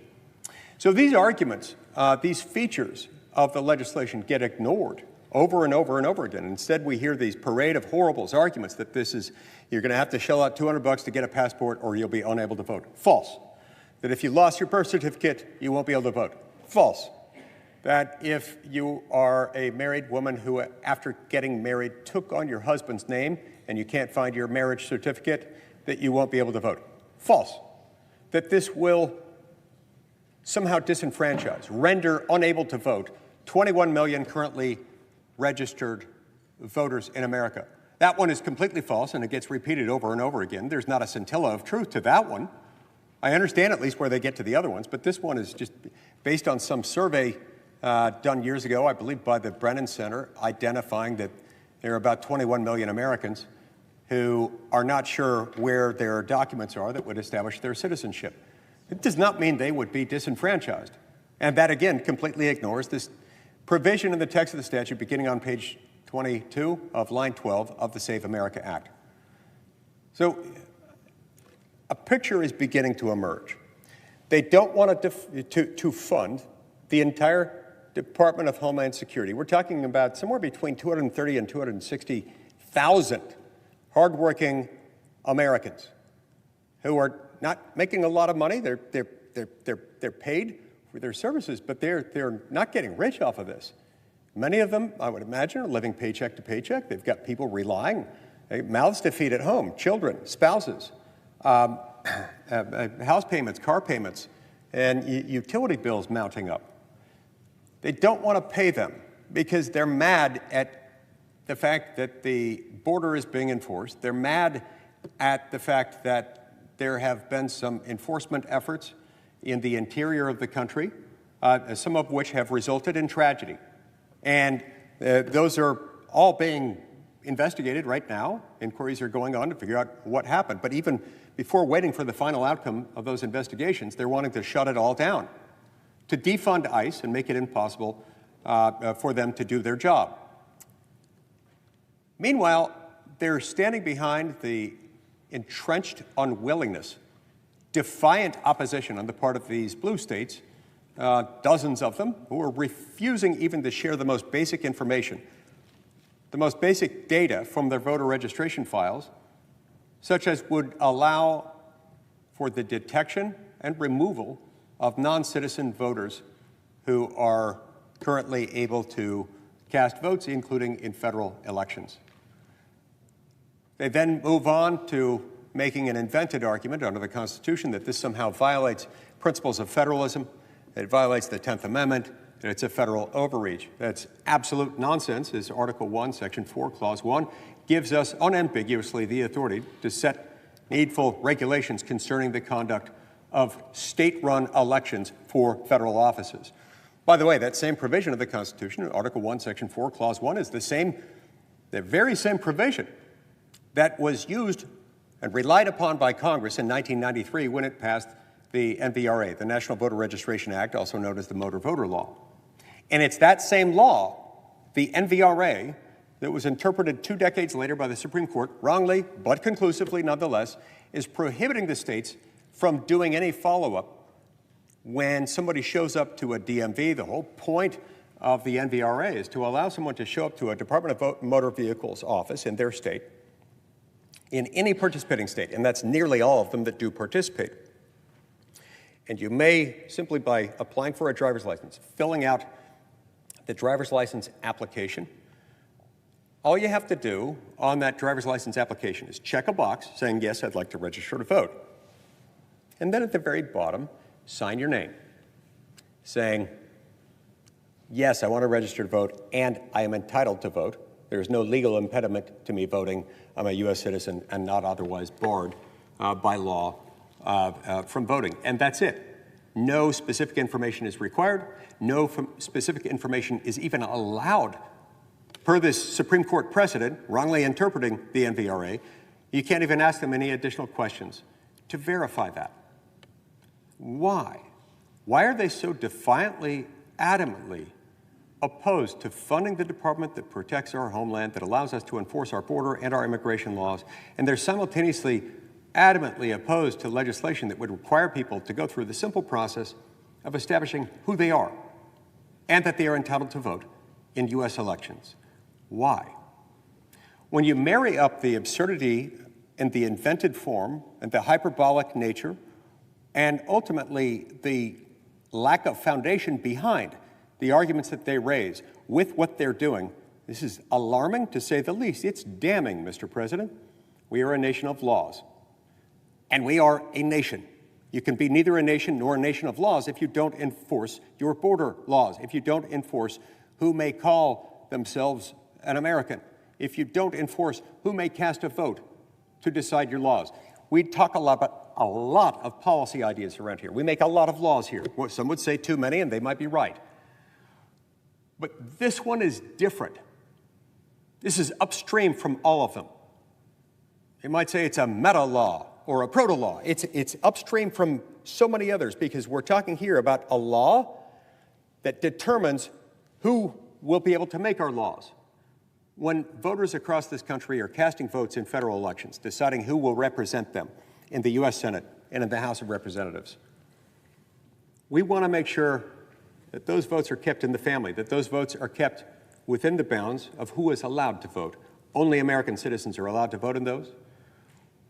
Now, if that upsets the Democrats, they should say so. I haven't heard calls from any of them calling to repeal existing legislation that prohibits non-citizens from voting in federal elections. It would be interesting if they raised that. That would be an interesting debate. That would be at least a more honest discussion if they were to raise that, but they haven't. They have instead said we don't need the Save America Act because, and this one is a kicker, because it's already against the law. That, Mr. President, under these circumstances is analogous to saying we don't need a law allowing police to issue citations and monitor traffic at intersections governed by a stop sign because it's already against the law in our state to run a stop sign. And even though police officers under the status quo are prohibited from monitoring intersections and taking note of when someone runs a stop sign, we know that people don't run stop signs because it's against the law.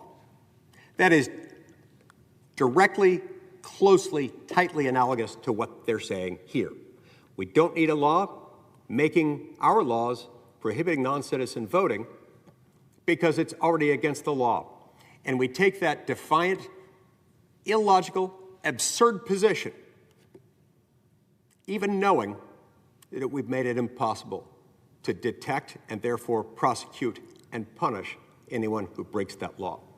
Mr. President, we've got to clear both of these log jams. We've got to get Markwayne Mullin confirmed, and I was happy to cast my vote for him and support him through that effort. He is a man with a lot of energy, a lot of ideas, and it's going to take such a man to run the Department of Homeland Security. We also have to get the Department of Homeland Security funded, and we have to fully enable the Department of Homeland Security to protect the American people, not just by paying them, which is long overdue, but also by giving them the authority to get the data they need from the states in order to make sure that only Americans vote in U.S. elections. Thank you, Mr. President.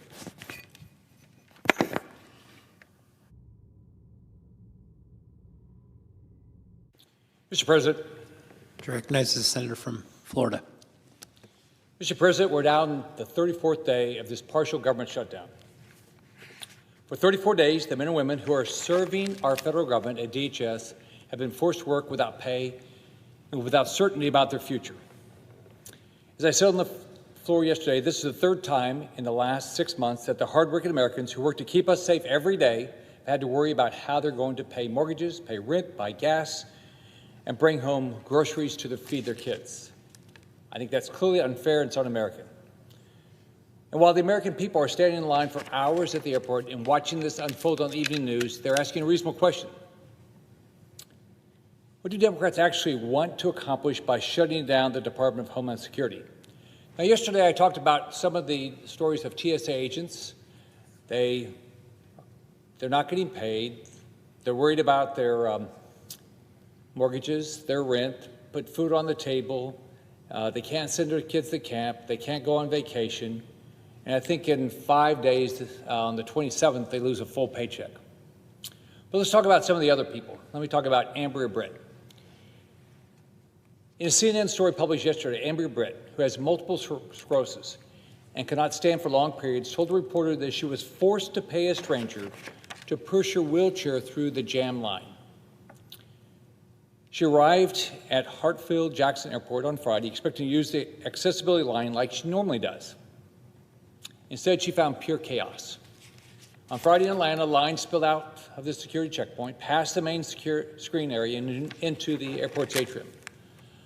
Unable to stand, she had to pay a complete stranger to push her wheelchair through the jam. She said, normally I just go straight through. She told CNN, I just don't understand. Pay your workers because we need them. Amber's right. People do not understand why Democrats are forcing this on them. I think we owe it to folks to expose the why behind this terrible shutdown because the answer matters. Thankfully, my colleague from Vermont recently gave us an answer to this question during his recent appearance on C-SPAN's ceasefire program. Now, the junior senator of Vermont is a wonderful person to work with. We've worked on bills together during time in the Senate, and I always felt like you could have a good conversation with him about the issues. But what he said to C-SPAN is pretty revealing. He gave the rest of us a peek into the thinking behind Democrats deciding to shut down DHS. So let's take his statements one by one.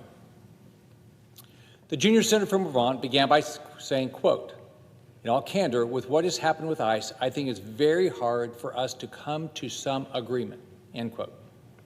Now that's honesty. It's been clear to me and a lot of people for a long time that Democrats do not have any intention of working with Republicans to find common ground on reforming ICE operations. President Trump has made offer after offer to Democrats to address their concerns with ICE. I know the junior senator from Alabama has tried to meet with them multiple times. President Trump is trying to meet this moment with reasonable reforms to how ICE operates. Unfortunately, my Democrat colleagues won't engage. In fact, they've only met with Republicans to negotiate one time.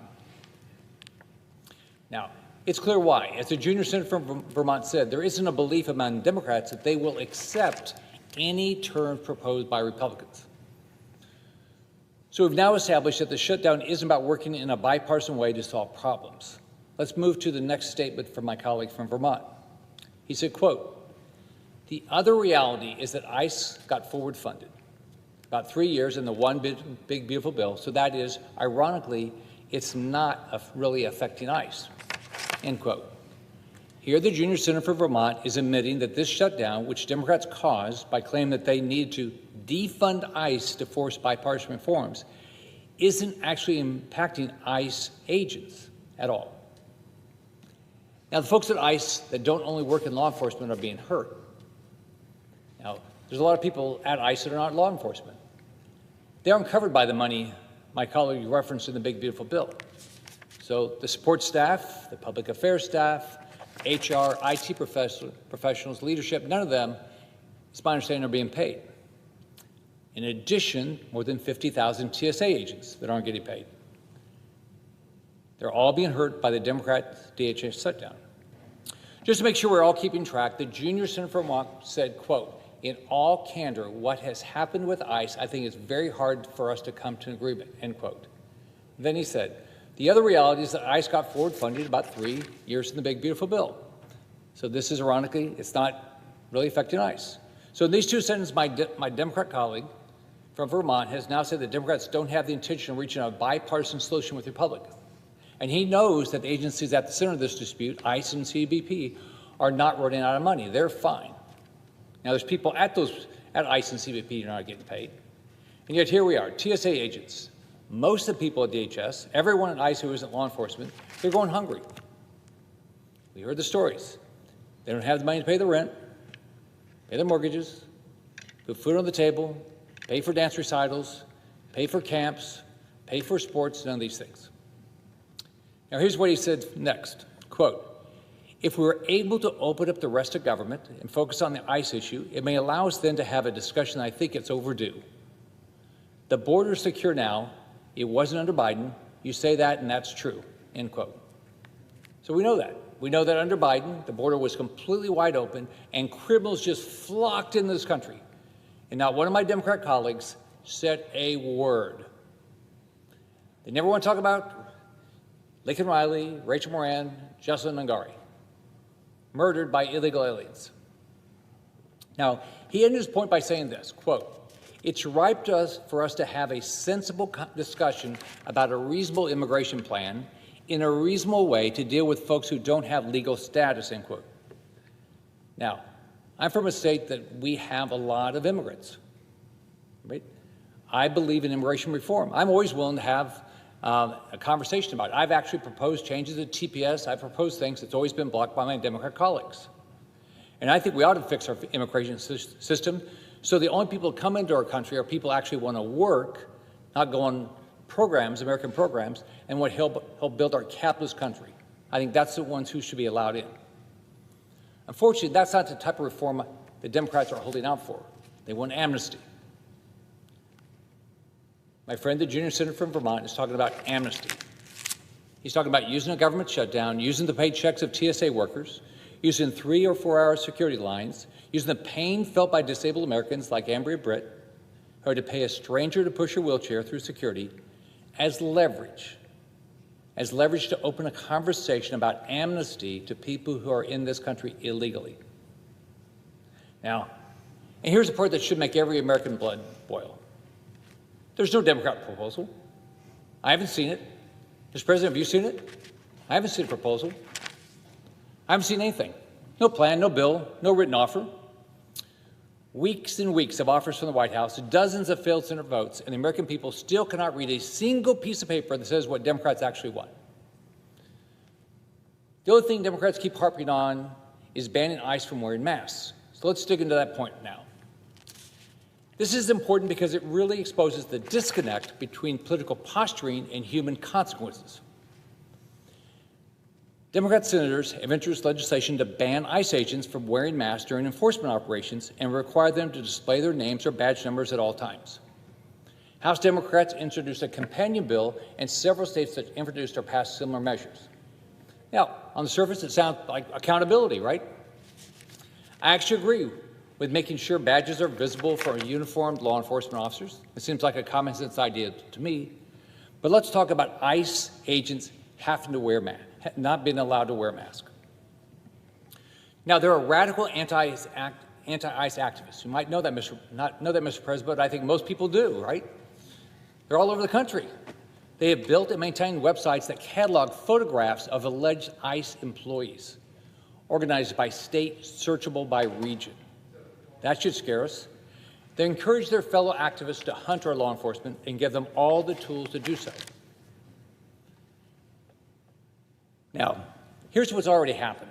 ICE has reported a 1,000% increase, that's tenfold, increase in assaults on officers. That's even more than tenfold, isn't it? Yeah, tenfold. And an 8,000% increase in death threats against officers and their families. A Dallas gunman fired multiple rounds at an ICE field office from a nearby rooftop and used apps specifically to track the locations of ICE agents before the attack. In San Francisco and LA, a mob surrounded ICE agents in the street and at their offices. These agents were assaulted and threatened. Now, ICE agents are just like you and me. They're normal Americans. They've got families. They love their kids. They have grandkids. They love their grandkids. They have great neighbors, great friends, and they're simply doing the job that they were hired to do to keep every American safe. They're doing what police do, what sheriffs do. They are working every day to enforce the laws of this country that we passed. But many of my Democrat colleagues want to see them as monsters.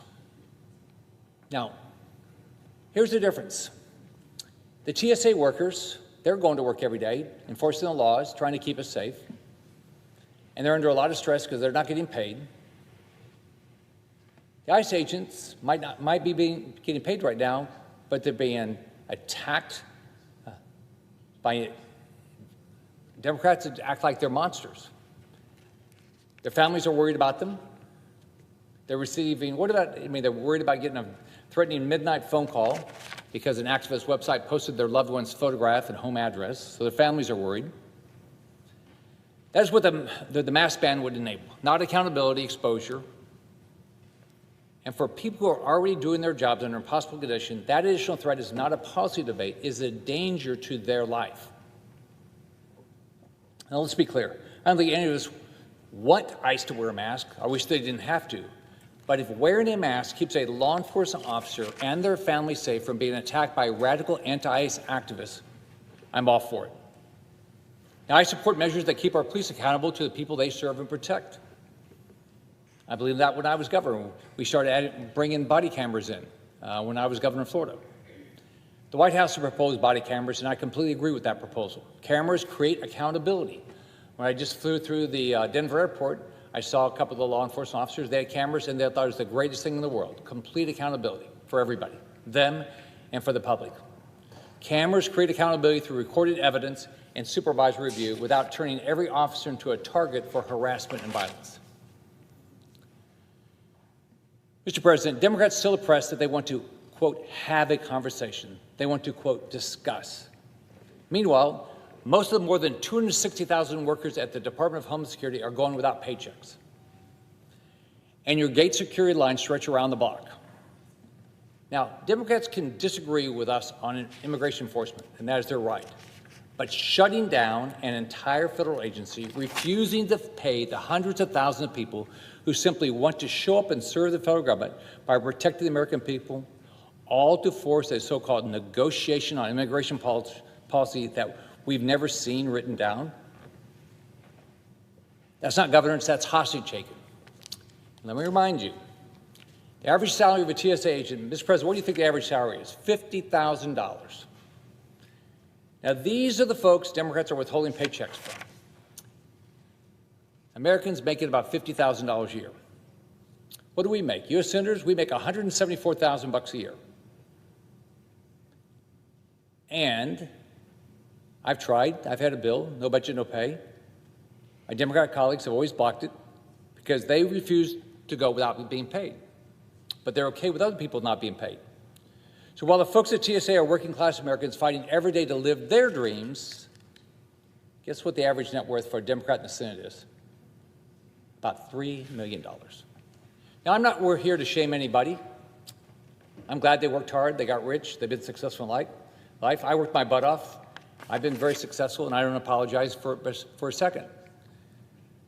But in addition to donating my entire Senate salary every year, I'm also not the one sitting here totally today denying a paycheck to the more than 260,000 hardworking Americans at DHS.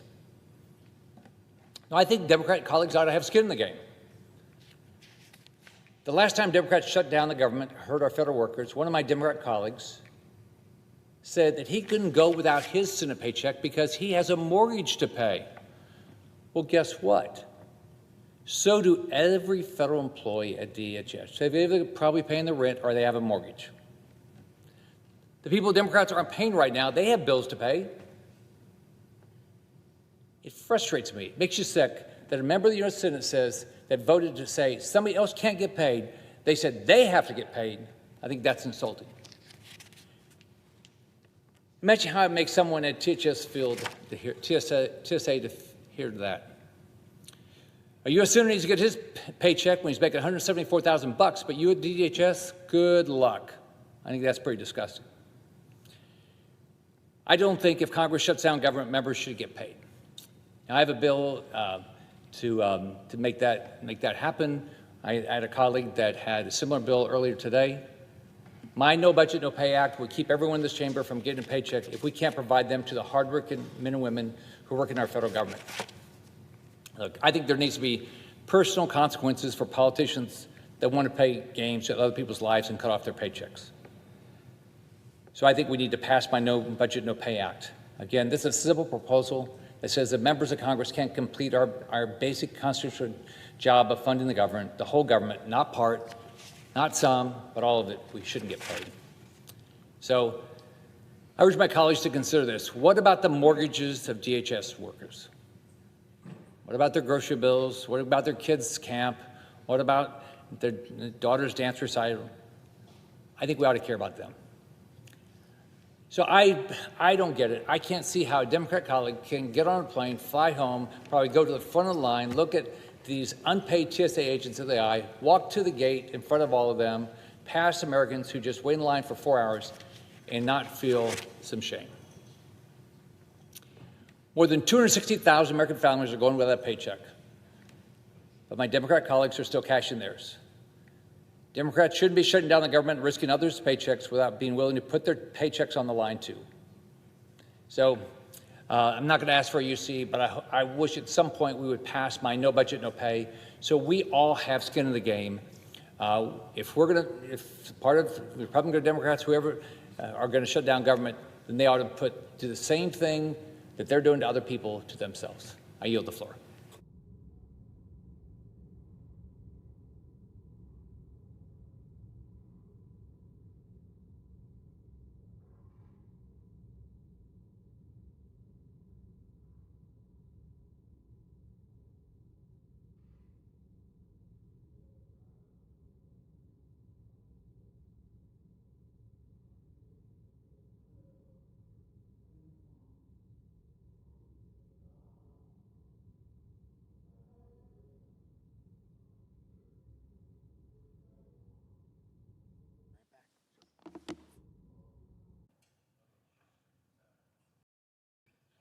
Senator from Wisconsin. I would note the absence of a quorum.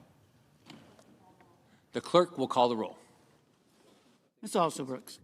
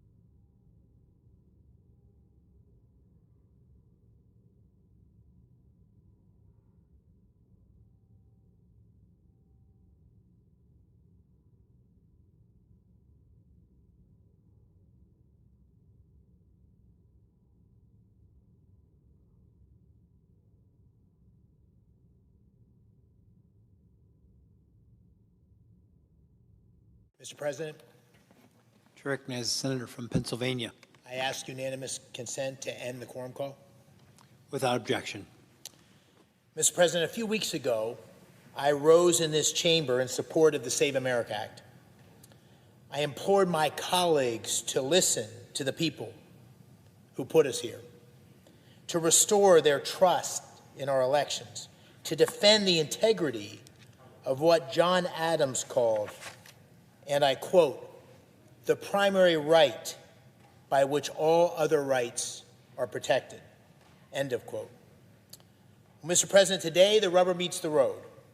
We must continue our debate in front of the American people, and we need to pass this bill. And that's why I rise today, to dispel the myths peddled by the bill's opponents and to remind us and to remind the American people what it is we're really debating here. Now, I understand the importance of election integrity more than most. In 2022, I lost my first statewide election by 950 votes. That's about 14 per county. And I won my second statewide election by 15,000 votes out of about 7 million votes cast.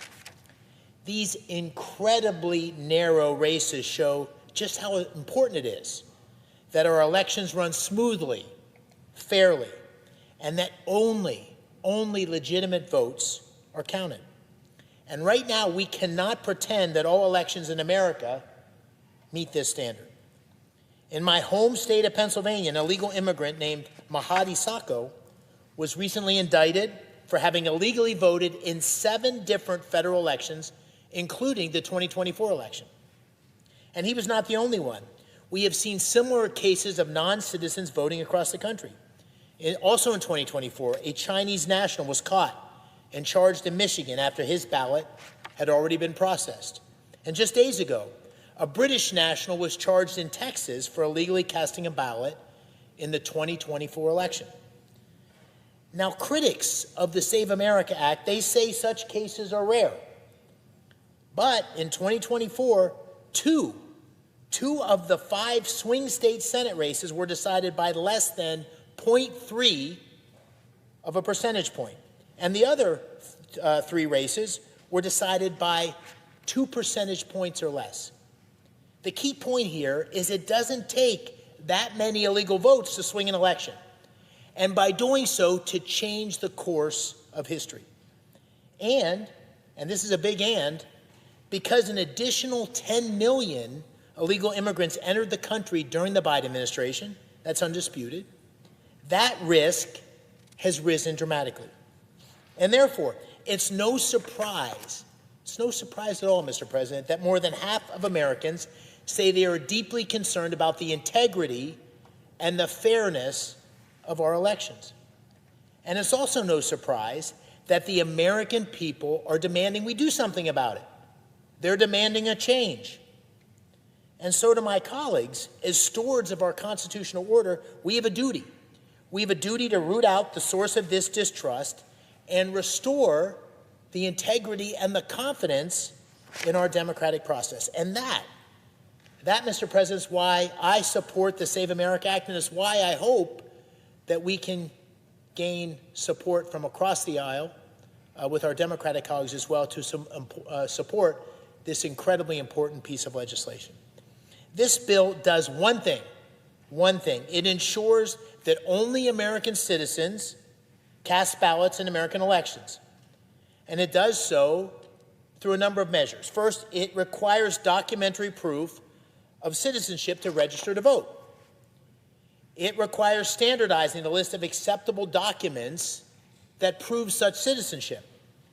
It creates an alternative process for applicants who lack such documentation. It requires photo ID when casting a ballot, and it mandates ongoing roll maintenance to remove non-citizens, allowing states to use federal databases for verification, and it strengthens enforcement and penalties against officials who knowingly register non-citizens. These are common sense measures, so basic, so reasonable, And most important, the American people support them. Voter ID is an 80-20 issue. Not that many 80-20 issues. This is an 80-20 issue.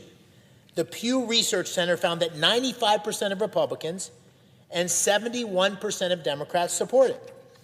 Meanwhile, only 22% of Americans oppose requiring proof of citizenship to register for federal elections. And that conclusion was from a recent Washington Post ABC News Ipsos poll just last month. Just last month. The American people have spoken. Bottom line, the American people understand the problem, and they support the solution of the Save America Act. Now, since I last rose in support of the Save America Act, President Trump has proposed 3 additional measures. These include limiting of mail-in ballots to those who are sick, disabled, serving in the military, traveling, or otherwise experiencing hardship, keeping men out of women's sports, and protecting children from transgender mutilization surgeries. I support each of these efforts, and I support Senator Schmidt's amendment incorporating them. Yesterday, I also voted for the Tuberville-Blackburn amendment, which would have further protected women's sports. But again, the Democrats blocked this common sense effort. These additions make a strong bill stronger. But the overall purpose, and the reason I first rose in support of this legislation is restoring the people's faith in our elections. That is what the Save America Act does. That's what it's all about. And that is why I support it.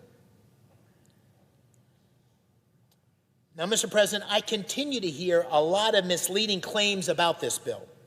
And I'd like to address a few of them directly, right here and right now. Myth 1, that the bill disenfranchises women who change their names at marriage. False. If you're already registered, this bill requires nothing of you. For those registering for the first time or re-registering after a move, the bill explicitly directs states to accommodate name discrepancies. Applicants can sign a sworn statement, submit supporting evidence, and have an election official certify their citizenship. The bill anticipates the challenge and provides a solution. Myth 2, that voters must bring proof of citizenship like a birth certificate to the polls. False. Proof of citizenship is required only at registration. On Election Day, a standard photo ID suffices. This includes a driver's license, a state ID, a military ID, or a passport.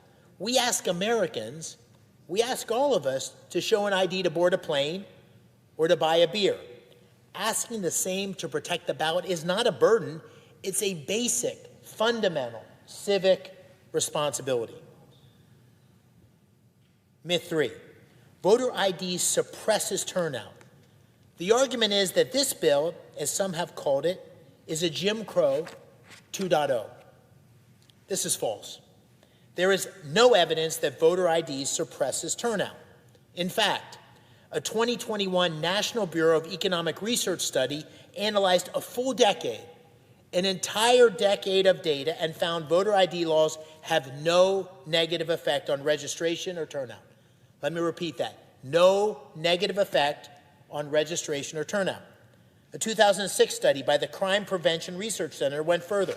Fraud prevention measures actually increase participation.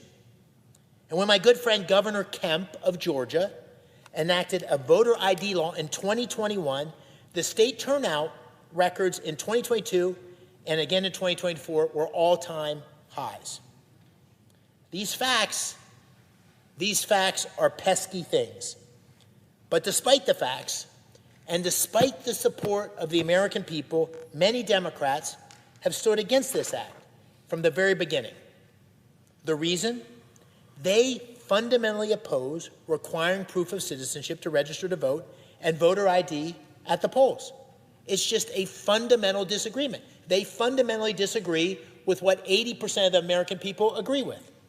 And because they know these principles are so simple, so intuitive, some have decided, sadly, they cannot defeat this measure with honest debate. And so instead, is so often the case in Washington, they try to bury this legislation, this very idea, in hysteria and misinformation. Sadly, Mr. President, I've heard this bill smeared as, quote, one of the most despicable pieces of legislation, an attack on our sacred right to vote, a voter suppression bill, end of quote. And the Democratic leadership, before even seeing the specifics of the bill, declared it dead on arrival. I should be used to it. I'm new to Washington, but I should be used to this kind of performative language, this kind of escalation I see on the left. It's simply petty political theater. It's wrong. It's disgraceful. And it's unworthy. This kind of rhetoric is unworthy of the serious attention, the honest debate, and the thoughtful action that is required on such an important, such a fundamental issue. Mr. President, the facts around this issue are clear. Fact one, the American people are worried about the integrity of their elections, and rightly so. Fact two, the American people overwhelmingly support voter ID and citizenship requirements to ensure that only American citizens cast ballots in American elections. Fact three, these are the core features of the Save America Act.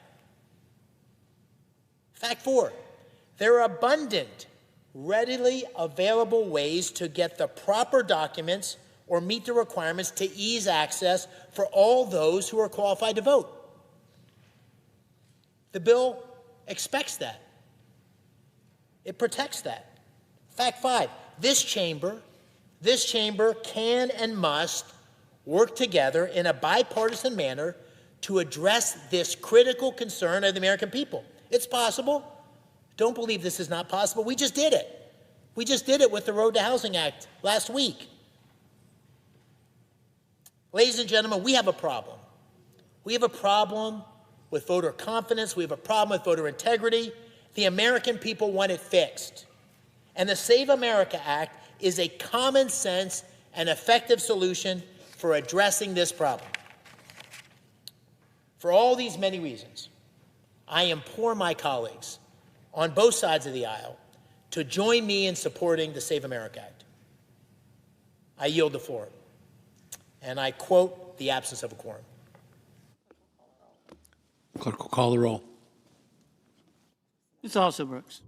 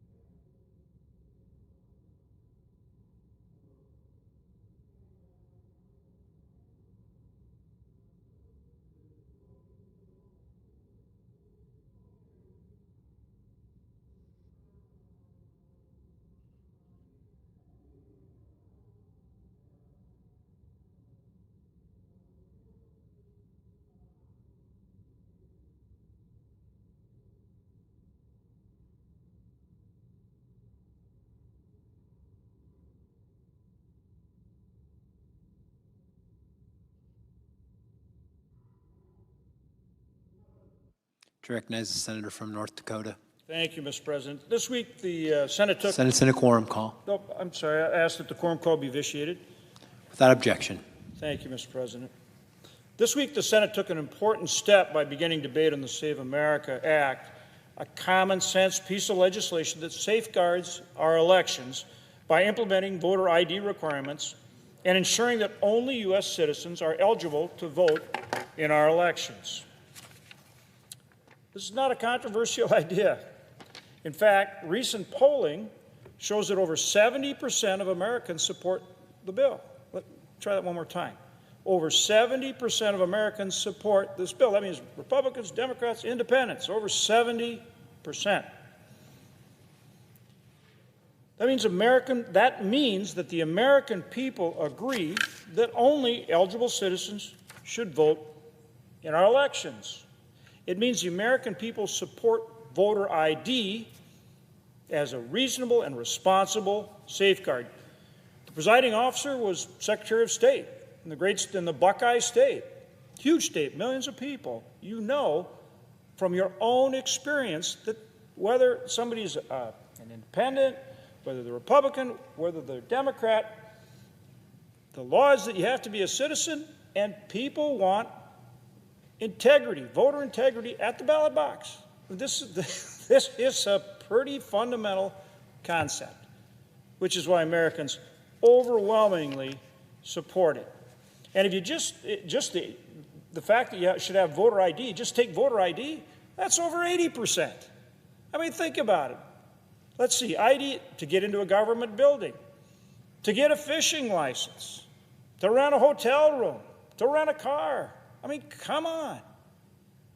It just doesn't get any more fundamental. It doesn't get any more common sense.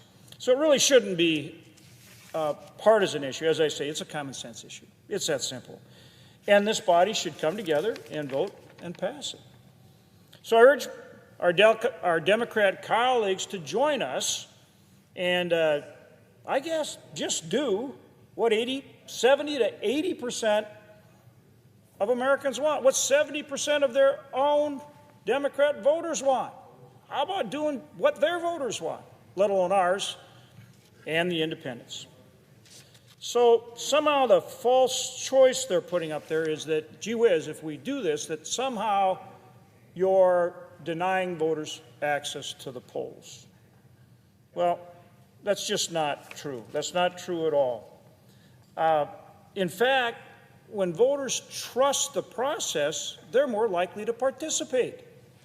Think about it. They trust the process. That makes them motivated to participate. And again, it is not a burden to simply have a photo ID. They have to have it for everything else, so they certainly should have it when they vote. So, for example, in my state of North Dakota, elections are both secure and accessible.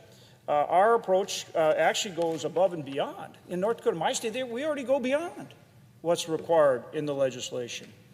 North Dakota officials across multiple state agencies conduct daily maintenance to ensure clean, updated, and accurate voter rolls. We also have a robust voter ID policy that requires an individual to provide a birth certificate, passport, or certificate of naturalization to get a driver's license. Now, this is to get a driver's license or a non-driver ID. But once you got that, so you can drive your car, you're in great shape to vote. Again, this is stuff that people have in their everyday lives. And so to try to make it out that it's a problem, well, that just doesn't fly. The American people expect us to protect the integrity of the election system. Again, presiding officer, you were Secretary of State. That was your job every single day. But it's our job, too. It's our job, too. And the Voters' Rights Act requires it. And that's exactly what this legislation does. Americans support the Save America Act. And I urge our Democrat colleagues to join us in doing exactly what the American people are asking us to do, what they elected us to do. With that, Mr. President, I'd also like to speak about another critical issue that we need to get resolved. And we need to get it resolved sooner, not later. We need to get it resolved. Matter of fact, we're way past due for getting it resolved, and that's funding the Department of Homeland Security. Want to go back to one of those fundamental things you just got to do? Funding the Department of Homeland Security. Look at the risk right now, the global risk from terror. Look at all the things that are going on in the world and here at home. Pretty fundamental that we need to fund the Department of Homeland Security. We've now been shut down since February 14th. What is it, 37 days. Paychecks have been stopped, and the hardworking men and women of the Department of Homeland Security continue to work to secure the homeland, but they're not getting paid. For more than a month, we've been working to find an agreement to fund the Department of Homeland Security, which is more important now than ever, as I said, given all the things that are going on. Since the start of the fiscal year 2026, Customs and Border Protection has had almost 4,000 encounters with individuals at U.S. ports of entry who are in some way tied to the terrorist watch list. Let me repeat that. Since the start of fiscal 2026 this year, Customs and Border Protection has had encounters with almost 4,000 individuals at our ports of entry who are in some way tied to the terrorist watch list. Now, I mean, again, it goes to fundamental homeland security. That's what we're talking about. And that's what we Republicans are standing here on the floor and fighting to get funded. And we need our Democrat colleagues to join us. We've offered to make reforms to ICE, including body cams and more training. Guess what? It's right in the bill. It's right in the bill. Also, the president has made changes at DHS. He sent Tom Homan to Minneapolis-St. Paul to diffuse the situation there. And Borders are, Homan did an incredible job. He did a really good, ask Democrat, don't take my word, ask them, they'll tell you he did a really good job of de-escalating the situation in Minneapolis-St. Paul. Also, we are in the process of confirming new leadership at DHS. Our colleague, Senator Mark Wayne Mullen, we've had the first vote, and we are in the process of confirming him to lead the Department of Homeland Security. And the initial vote, bipartisan vote, bipartisan. Earlier this week, the administration, and obviously there's a lot of us working on getting this done, and we've been working with the administration on it, and earlier this week, the administration provided an update or a list of the policy changes that we've been working on.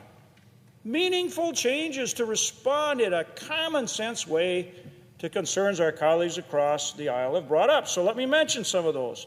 First, limiting civil enforcement actions at sensitive locations like hospitals, schools, and churches. Expanding the use of body-worn cameras and requiring longer-term retention of the video.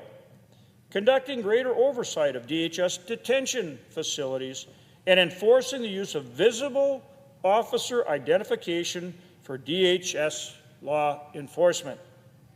Now, we've offered a clean continuing resolution if they want to keep negotiating.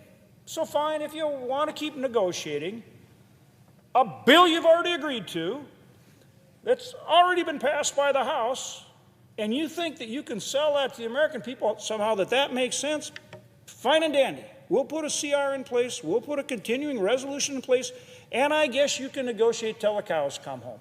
And you know, the interesting thing about that continuing resolution, it goes back to the funding level of the Biden administration. So all you'd be doing for our Democrat colleagues is voting on something that they have voted for multiple times.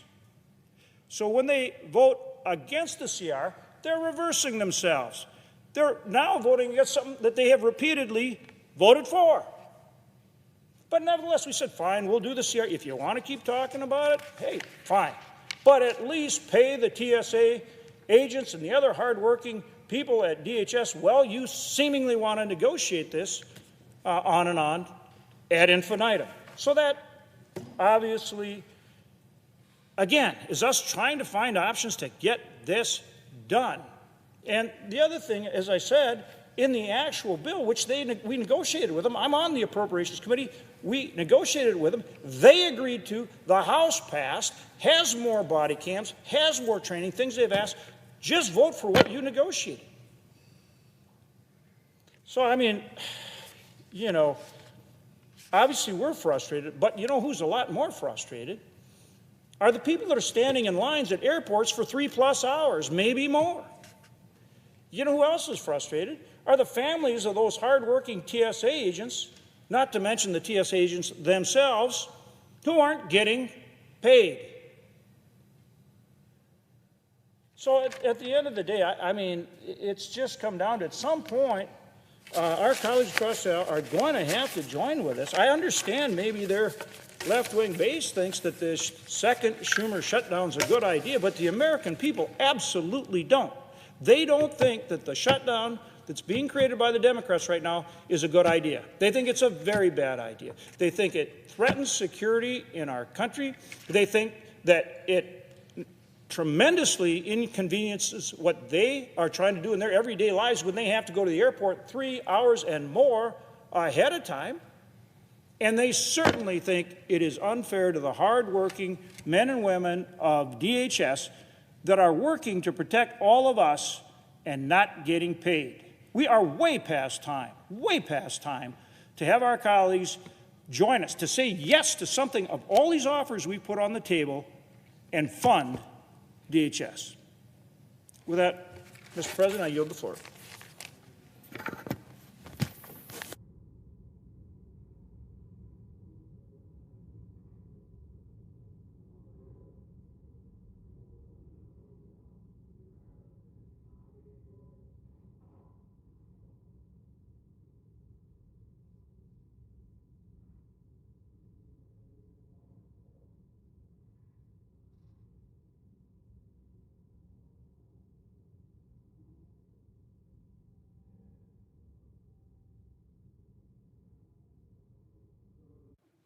Recognizes Majority Whip. Mr. President, I ask unanimous consent that the Senate resume legislative session and be in a period of morning business with senators permitted to speak therein for up to 10 minutes each.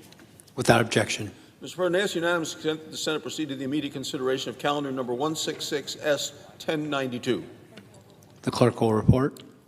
Calendar number 166S1092, a bill to require certain products to be labeled with do not flush labeling and for other purposes. Without objection, the Senate will proceed to the measure.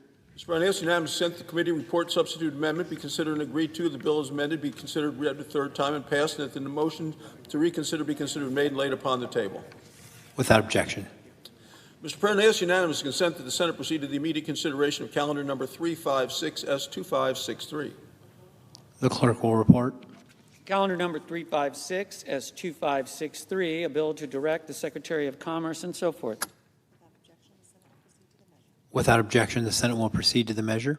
Mr. President, I ask unanimous consent that the committee reported substitute amendment be considered and agreed to. The bill as amended be considered read a third time and passed, and that the motion to reconsider be considered made and laid upon the table.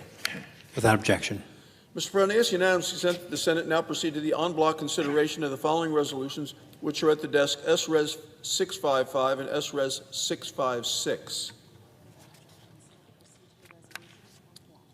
Without objection, the Senate will proceed to the resolution en bloc. Mr. President, I ask unanimous consent the resolution be agreed to, the preamble be agreed to, that the motion to reconsider be considered made and laid upon the table, all en bloc. Without objection. Mr. President, I ask unanimous consent that when the Senate completes its business today, it stand adjourned until 3 p.m. on Monday, March 23rd, that following the prayer and the pledge, the journal of the proceedings be approved to date, the morning hour be deemed expired, the time for the two leaders be reserved for the use later in the day, morning business be closed, and the Senate proceed to the executive session, resume consideration of the Mullen nomination. Further, Mr. President, that all time during recess, adjournment, morning business, and leader's remark count post-cloture on the Mullen nomination. Finally, if any nominations are confirmed during Monday's session of the Senate, the motion to reconsider be considered made and laid upon the table, and the President be immediately notified of the Senate's actions. Without objection. Mr. President, if there is no further business to come before the Senate, I ask that we stand adjourned under the previous order. The Senate stands adjourned until 3 p.m. tomorrow.